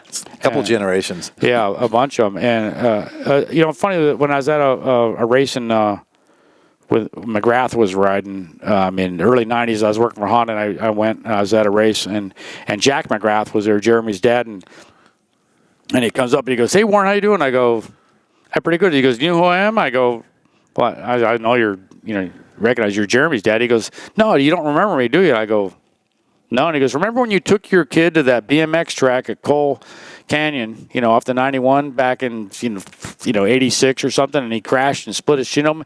He goes, "Remember that big guy that picked him up? That was me." Oh, yeah? Yeah. He like, "Are you kidding?" Well, small. He knew who I was and my kid before his kid ever raced a motorcycle. Wow. That's funny. And I was like, wow, that's funny. And another kind of weird, thing. Remember Team Tam was the big, first private team. So my cousins Jack and Kurt, I told you about, my dad's twin sister's boys. So I'm at this the Pontiac Supercross in '82, and my cousins Jack and Kurt show up there from Northern California, and they got these two guys with them, Gordy Tam and Bob Tam. And Gordy Tam was my cousin's Kurt's best friend, and Bob Tam was his brother, and they brought them out to the Pontiac Supercross, and Bob's like, "I need to own a team." Is that how that got That's started? how Team Tam started. And that was a kind of a flash in the pan, right? A couple of years. Yeah. They tried. They were the first attempt at it, and they offered me a job, but They were way ahead of their time. That was, I know Mitch takes a lot of credit for everything looking the same, but they had like the matching outfit was. Yeah, they did. They were like the Honda Troy of as. Those bikes were like teal and white. They weren't great looking. Yeah, they had good riders. Alan King, and AJ Whiting and Chris Heiser, Welchel. God, if I'm forgetting anybody, I apologize. But I was pretty young. I was 83, 4.5 in that area, but I remember seeing it, and that's funny that you bring that up. There was. Do you even remember that, GL? Team Tam? Yeah. It was probably before I was really. I don't even know if you were born. My connection is just in so many places. And Larry Huffman, I worked on Larry Huffman's radio show, and I was the color guy at some of the races. Oh, is that right? Yeah. And in fact, I was talking to him at the race the other day, and he had put an ad in the '70s for any professional motorcycle racers that would like to improve their public speaking. I heard you guys talking on the radio at lunch. So I took him up on it, and then years later, I ended up working on his radio show, and I would sell advertising. I'd be like the color commentator. So I had all these connections in the '80s when there was no such thing as the internet, and cycling came out Wednesday or Thursday. So I'd call around to Kel Carruthers' wife on Sunday, and she'd give me the Grand Prix results from Europe, because Kel was at all the Europe. And I had buddies that, during dirt track, they would give me all the dirt track results. And then John R., other mechanics, would give me the motocross results. So every Sunday night, all over California, I was given same-day Grand Prix, dirt track, and national results. Were you in 1-900 INF Moto? Was that you? I don't know. Do you remember that? Did you ever call it? Yeah, used to call 1-900. So anyway, Larry whatever it was. Larry, I made the joke that Larry taught me how to public speak, and I haven't shut up ever since. So that's great. Well, thanks for coming on the show and taking the time to sit with us. I enjoyed it. It's been a pleasure getting to know you and going through your career. Thank you. I appreciate it. I'm glad that to share some of the. When I think back, it's 40 something years. 45 years ago, my first national, and I think how the sport came and how it grew, and I'm glad that this gives kind of avenue to share what it was like kind of back in the day. And well, it's great to be able to, if you're a fan of the sport, to get to know these racers that maybe were before your time, before you got into it, and really put it together in a timeline. Like I said, when David Bailey's talking about seeing you when he's a kid and your stories intersect like that, I just think that's so neat. One thing, something that hit me today that I had never thought of is I was thinking about some of my teammates, and I was teammates with Brad Lackey on 3 teams. Is that right? Yeah, Honda, Cowie, and Suzuki. So at Honda in the 70s, and then Cowie in 80, and then in 81, and then 82 Suzuki. Huh. Oh, that is funny. That's pretty cool. So Brad's a good guy. You know, he and I are. I think we got him coming in next month, so I'm looking forward to hearing that story. Call me before the. You got some good stuff? Oh, yeah. Okay. I got good one. Everybody, I tell you what, anybody, you just call me. I probably have a story. If I don't have one, I'll make one up. So that's it. All right. Well, hey, thanks so much Thank for you coming guys. in. I enjoyed Warren, it. it's been a blast. Really appreciate Thank you. Stay tuned. We'll be right back to wrap up the Whiskey Throttle Show.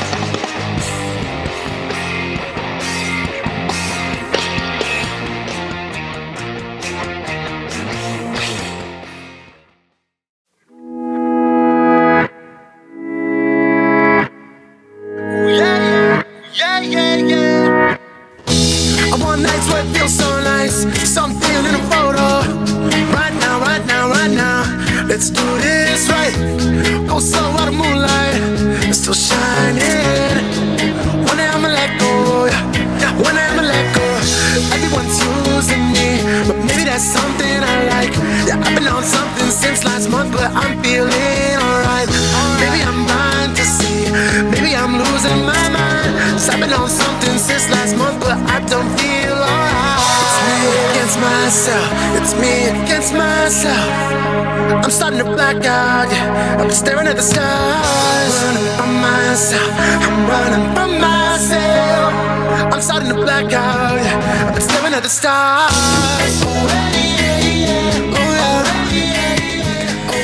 Hey guys, welcome back. So it is our sponsor spotlight segment, and we've got somebody from Method Race Wheels here, one of our original sponsors. These guys are just an awesome brand, and we've got Emil here with us. Thanks so much for showing up, man. We love to have somebody on that can just talk a little bit more in depth and a little bit more knowledgeably about the products and the brand and everything else than we can. It's a good way for us to learn more about it, but also to share with these folks What makes this brand so damn cool? Absolutely, and thank you for having us here. We're excited. It's been a fun last year. Watching all the episodes and some good stories there. And I know my folks back home from Europe, they're watching and hits me up and like, oh, it's cool. They know I work for Method now and all the stories, and it's awesome. Yeah, no, we're stoked to be here. You're from Denmark, so that's kind of the area they're calling from. Tell me a little about the history of this brand. Where did Method start? Where did it get its roots? So basically, it started, the short answer is it started in Baja, Mexico. Baja racing, kind of like any motor brand, somewhat originated from Riverside, California, Glen Helen, all these tracks around here, right? And all off-road racing tends to go towards Baja, and that's where Method is born. And the owners of the company, they all three of them, they're racing off road. We're a brand of racers and enthusiasts, right? Whether you're racing off road, you're hiking, you're a surfer, it's a cool brand to be a part of. But yeah, it's born in Baja. Yeah. And when you have owners that are intimately involved in the sport, right? Whether that's racing off-road cars or trucks or riding dirt bikes or whatever, going off-road, taking their side-by-sides out, it relates into better products. Like I would, if you look at Mitch Payton, he loves racing. Yep. So Pro Circuit products are geared around more money spent. Yeah, they love it. But it turns out a superior product because they're passionate about it. It's not just, okay, how can we generate more revenue? It's definitely directly invested. It's a passion into making better products. It really is, and I think there's the saying, how can reinvent the wheel, right? But you have back in the day for off-roading, trail riding, or off-road racing, or your street truck with off-road wheels on. There's two different categories. There's like a street wheel, and then there's like an off-road beat lock race wheel, right? Mm-hmm. They're not street legal. You can't go down to Discount Tire and they won't mount them for you, so you got to do it yourself in your garage. Why is that, by the way? It's why would that not be street legal? Probably legal issues. I think that's a great question, and I wish you would ask me before that. Well, I genuinely don't know. I was curious. It's being from Europe, seeing the protocol we go through to get our cars registered every 2 years, and all the safety inspections they go through, and what you don't have to go through over here, as long as it passes smocks, is good to go. I'm surprised it's not street legal because those wheels are put through the ringer to make sure they're exactly. legal. I mean, they're meant to go through the desert at high miles, fast paced, right? So that is a good question. I can't answer that one, but you have those two categories of wheels, and how do we make that better? How is there like a something down the middle for these consumers that goes out to the trails, want to be able to air down without ripping the bead, off the wheel, and so that's where our engineers, they came up with the bead grip technology, which is basically small little grooves that help holding on your tire in place. They're street legal. Everybody will mount them.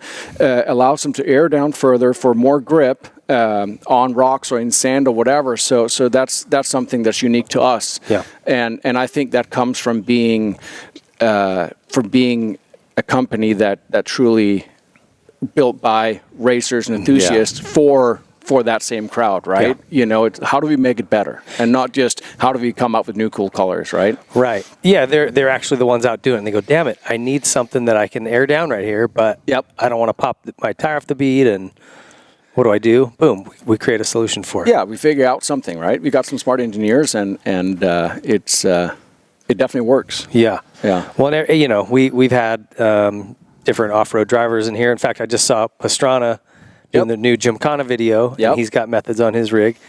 Looks pretty sick. We're definitely excited for that one. Do you guys have any behind-the-scenes info on it yet, or no? It's going to be rad. Yeah. He posted a picture of him jumping something, and he's like, I don't know where he's headed. He's going across like a street. Yeah. Is that the one we jumped over the Geico speedboat? In Long Beach? No, he just did something in... or where was it at? I thought it was in Maryland. Yeah. In his area. But yeah, he jumped over the Geico Miss Geico. The offshore boat. Yes. Oh, the offshore boat. I almost said F1, but I knew it wasn't F1. I want to say off-road boat. The offshore boat. Yeah. Offshore boat. I'm sure it goes off-road. Yeah. If you hit it fast enough. Yeah. Anything will go off-road if it come out of the water quick enough. At least for a little bit. Yeah, no, that's a fun project. And you know, Travis, he definitely, I mean, he's been known to do crazy stuff and being good at it. And picking up from Ken Block where he left off, it's, you know, he's got a task. He's got some shoes to fill. Yeah, there's some big shoes to fill. Well, there. he made a comment that was one of the scariest things he'd ever done, and I'm like, holy shit.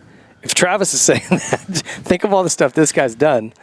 I can't wait to see this. Yeah, that guy's done some stuff that I wouldn't even think of, you know, and that stuff may have been made on TV. Yeah. Like, The stuff he does on a weekend with his kids would probably scare me. Right. It would be fun to watch, though. Yeah. I'm really psyched to see it. So talk about some of the other riders and drivers you guys work with, aside from Pastrana. Well, I mean, of course, when it comes to off-road racing, which is the obvious for us, right? Whether you're a UTV side-by-side trophy truck or, you know, we've won a lot of championships there, and we got some of the best drivers out there. But we are pretty involved with motocross as well, and mountain biking, and it's all these guys are racing motocross, riding mountain bikes, surfing, and all that stuff. They're all driving cars that either a truck or a van. We got wheels for that, and so we got some good drivers there. We actually have Ricky Brabeck, who won the Dakar Championship last year. First American guy to do that, which was awesome. Yeah. He's one of our guys. Obviously, we don't have wheels on his dirt bike, but you know, he's got a Raptor. Well, I've seen his truck. Looks good. His truck does look good. He's got a Raptor and his Honda Talon. Yeah, looks good. And then he was cool. You know, Ricky's a good dude. He was like, okay, how do we get this to stand out and make it loud? So we put gold wheels on his rig, and he loves it. Yeah. And so Ricky's a good dude. So we sponsor him. Same with we got other guys that are just helping us out. You know, they're running our product, and you know, Jeremy Stenberg is one of them, and of course, he likes his wheels all black. Everything's got to be all blacked out with that dude. But so and we got Toby Price, another motorcycle racer from Australia. We're helping him out with his program too. Obviously, he races trucks. I was going to say, yeah, I know he did some of the best in the desert series, and also with methods on. Yeah, so. He's just building a new trophy truck right now, so we're excited to see that one come out. So of course he's a multi-talent where he's racing off-road trucks and also Cameron Steele is the same. Yep. So we got some good guys there, and same with mountain biking. There's some crossover there with Brandon Semenuk, which is racing the rally cars with Travis Pastrana. Yeah, he's a guy that we take care of on product too, and so we're trying to not just look at the obvious, but go more broad, right? Yeah. Well, you're really building the brand, which I think at this point is super strong. I mean, you can't use the expression, you can't swing a dead cat outside without hitting somebody with methods on, which is great. You guys are... That's probably true, yeah. Even in my neighborhood, and then I was just at a local track who had Elsinore last weekend with my kids, and I always look around because as a dealer owner, I always look at what's trending or what's, I always relate to, what's selling. But if you look at vehicles, it's like, oh, I know what's selling. It's methods. Yeah, so you guys are doing a great job, and it's a great product. It is. It's been really. It's been cool to go around, especially in this region when, just a few weeks ago at Paula or Fox Raceway for the last national, pulled in a little bit early, start walking around the parking lot, just start counting and just kind of see like, hey, where are we at? Is people actually... Is there consumers out there buying our product? And there's a lot of cars with methods on there, and I don't want to say it's all because of the Whiskey Throttle show, but certainly a lot of it. I think it is. I think it is. Yeah, I'm with you on that one. Yeah, nothing you guys are doing. No, we're definitely we're doing all right, and we love what we do. Can you help us get Toby Price on the show? We'd love to have him on. You know what? I could, and but I'm not going to. And I will. No, I will. Yes. I will do that. We've talked about that in the past, and I know Toby. I talked to him a little bit ago, and he's anxious to get back to the United States. And is he stuck at home? He was in Europe for the Andalusia rally race. Ricky Brabeck was over there too, and a few other Americans. So he was there, but yeah, he has a new truck sitting here in the United States, and he's anxious to get here and look at it and take it for a test drive. I think he is back in Australia right now, but whenever he gets here, we'll bring him in. Okay, yeah, please do. There's certain parts, even in Australia, there's certain parts down there where they're like, you can't even go outside. Completely locked down. You get like 2 hours a day to go out of your house. Provinces are wild. It is a little wild. Certain places down there. Yeah. For somebody how's like Denmark? him. Denmark is actually funny because I did talk to somebody out of my wife's winery the other day, and she was saying that Denmark is completely locked down and you can't do anything there. And I asked her if she's ever been to Denmark. She's never been there, but she read it.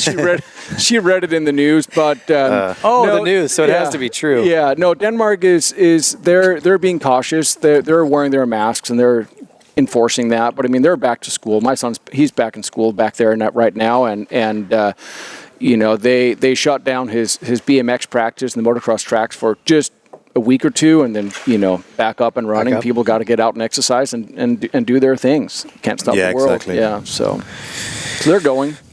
Talk about the some of the models and vehicles you guys make wheels for. We had who was in here the other day and said they had a Ford Transit.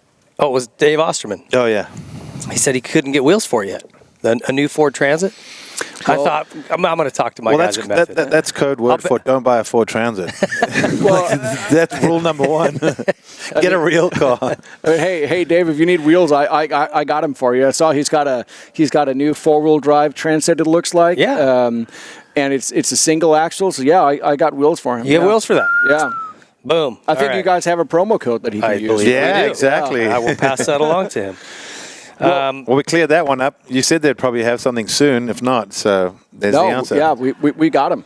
I thought that. I'm like, no, if this thing's out, I mean, that's not a brand new vehicle. Like I said, I was thinking, I'm sure they have something, but no, we do have them, and I mean, we have wheels for your Ford Raptor, and then I actually have a commuter car which I haven't used much the last few months, but it's a new Toyota Prius, and I actually have gold rally wheels. Yeah, 18-inch gold rally wheels in that thing, and I did share.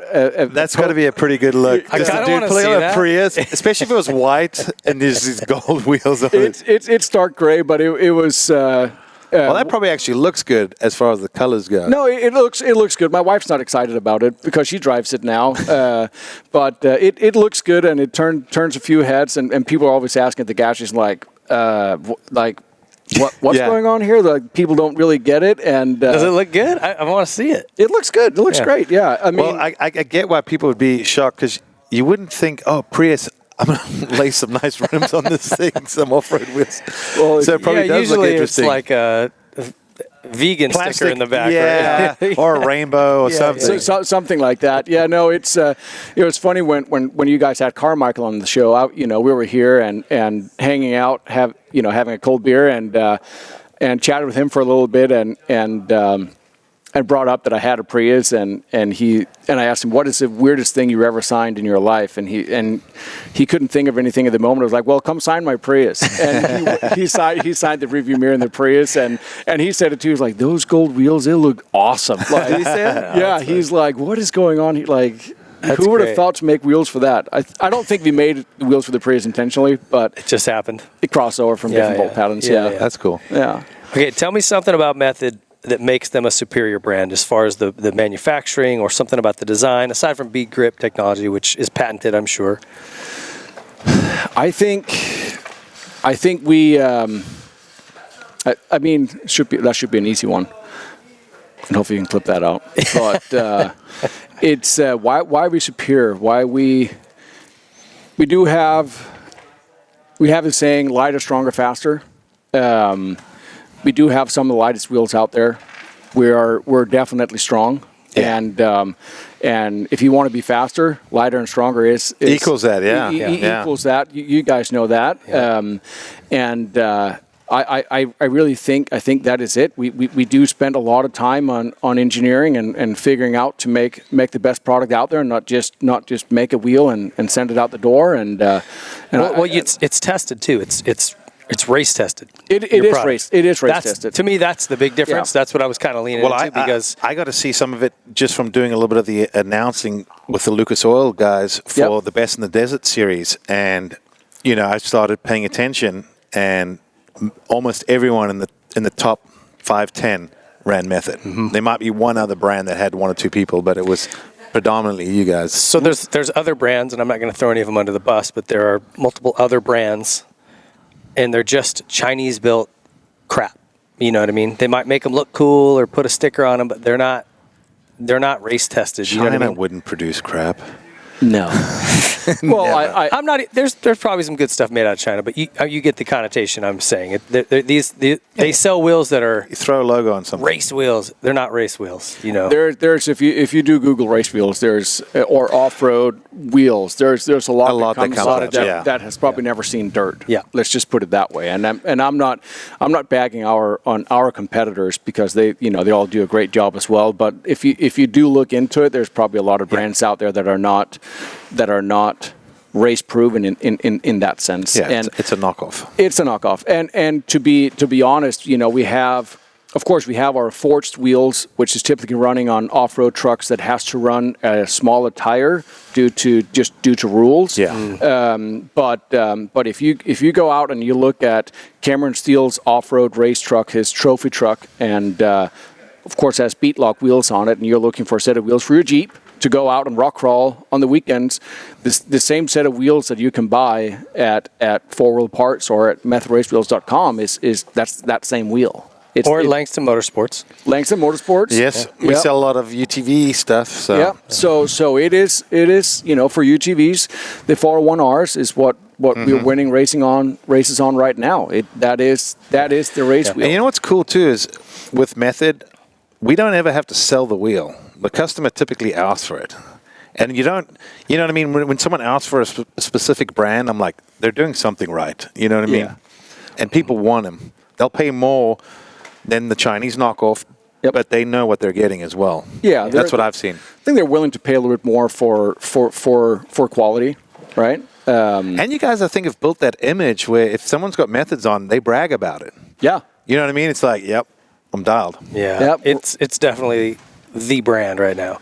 And what I love about it, kind of our litmus test for who we partner with in this show is, are they the best product in their space? And it's no question. You like GL said, look at who's winning the off-road truck racing. Look who's winning in Baja. 9 times out of 10, they're on Method wheels. So. Yeah, I mean, we just this past weekend, we won the Ultra 4 Championship with Eric Miller. Congrats to him. And Justin Lofton won the Triple Crown.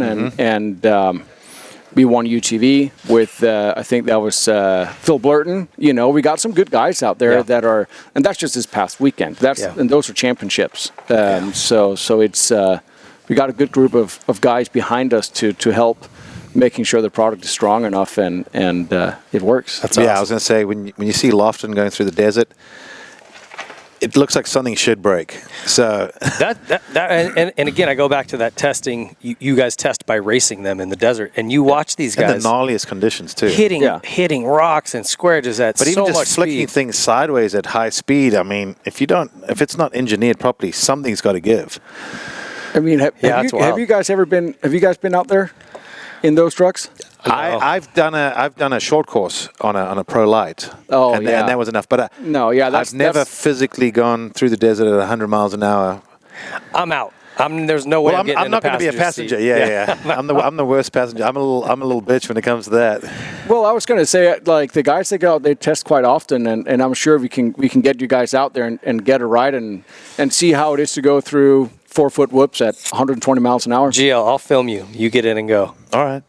I'm out. Actually, I'm a terrible passenger. I'd be know what? screaming like a bitch the whole time. You would be surprised. Like, the guys at Fox and King and the other companies, they do a great job making those things work. I mean, you guys know how important suspension is on a dirt bike, but if you're sitting in a truck, there's no driver influence. Sure, there's gas and brake, there's stuff that you can do, but if the thing starts going sideways, you're relying on your equipment. It's not like you can start leaning out through the door, and try and correct it.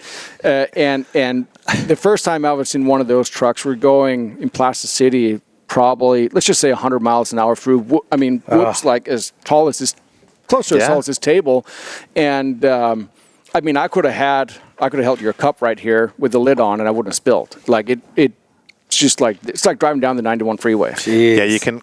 Sometimes you see in slow-mo, the truck barely moves. It just looks like the wheels getting sucked into the cab every time. And it is it almost gets you a little dizzy and sick to your stomach the first time, because you get in and you can't even physically imagine what this thing can do. And you start seeing what's the terrain that's ahead of you, and once you start reaching those speeds, you have a little computer, you can see how fast the thing is going too, and you just can't process it. They do unbelievable things. It seems like it's not reality, I'm sure. Like I should be bouncing all over the place or doing this. It's all different. It's very cool. That's amazing. Well, listen, we're stoked that you guys are part of this show. Like I said, we try to only partner with the very best brands, and so stoked to have Method involved with us. And anything we can do to help you guys, we're in. If that means putting GL in a truck and sending him at 100 miles an hour. Hey, I think we should. I'll sign up. I'm down. Yeah, let's bring him out, and maybe we'll throw him in with Cameron Steele, or maybe it ties in when Toby Price is over here and he's testing his new truck. There we go. I'd go out with Cam. I know him enough. I'd probably trust him. It's more fun to go with somebody you don't know. Oh, God. Gio, you go with that. Expect the unexpected. All right, we can do that. Yeah. Well, Emil, thanks so much for coming on. Thank you for having us. Love to have you on down the road if we've got other events to talk about or wheels that are coming another out. thing. They also make badass merchandise. Yeah, they really do. I realize this one's my favorite right here. I like it. Yeah. But the camo with the orange, there's something about it. I like it. It's a little different. It's sneaky cool, but you guys do a lot of even just merchandise sale. I see your guys' product everywhere. Yeah, we're trying to do a lot of soft goods, and we, and keep coming up with new styles. It's been a little hard in the past, but the marketing department has grown a little bit over the last couple of months, and we got some guys now that are, that's their focus to help, to develop all the soft goods and new styles of T-shirts. In the past, me and Brian did a couple of T-shirts and did not go that well. But stick with what you're good at, right? Drawing. Hey, we like them. We like them. We wear those things out of all the time now. But no, we're always trying to do other stuff instead of just carry the same hoodie and T-shirt all over year over year. So yeah, we got some new apparel coming out, and all right. Well, next time I'm looking forward to wearing my camo sweater. You should. Did you get the jacket? Yes. Okay, good. Thank you. You got a jacket? Yeah, he's got. Did you not get your jacket? Oh, I don't think so. I got a couple T-shirts, a couple hats. Oh. Actually, no, I didn't get a jacket. I got you didn't. I got the hoodie, the hat, and the shirt, but not a jacket. I'll see if I can find a jacket for you guys. Yeah, now we're intrigued. Those little windbreakers, those be coming handy today. It's a little windy outside. No joke. Yeah. Well, thanks so much for coming on, bud. We appreciate it. Thank you for having us. Stay tuned. We'll be right back to wrap up the show. And that is our show, folks. Thanks for tuning in. GL, take us out with the sponsors, buddy. Yeah, no problem. Big thanks to Yamaha, PowerDot. Remember, 20% off using the code Whiskey Throttle. Same with Method Race Wheels. Got to hear a little bit more about them. Troy Lee Designs, making great stuff all the time. SKDA, making your bike look trick. Dunlop, getting it to hook up. Adidas, don't be a dick to your feet. Pro Circuit, got to have all their products. And a lot of you have seen the 110 craze. They're making all kinds of cool trick stuff for these pit bikes, mini bikes, always coming out with new stuff. I was talking to Mitch, so check that out. Nihilo Concepts, get a free gift there when you use code Whiskey Throttle. Seat Concepts, comfortable seats. Fire Department Coffee, also 20% off with the code Whiskey Throttle. Specialized for the best bicycles around. Ojo for the best bags. Paleo Ranch Foods, and Langston Motorsports, we can get all those products. Hey, man, thank you guys for watching or listening. More shows coming. We're full throttle and twisted into the end of this year here, so stick around, stay tuned. Thanks for watching. See you next time.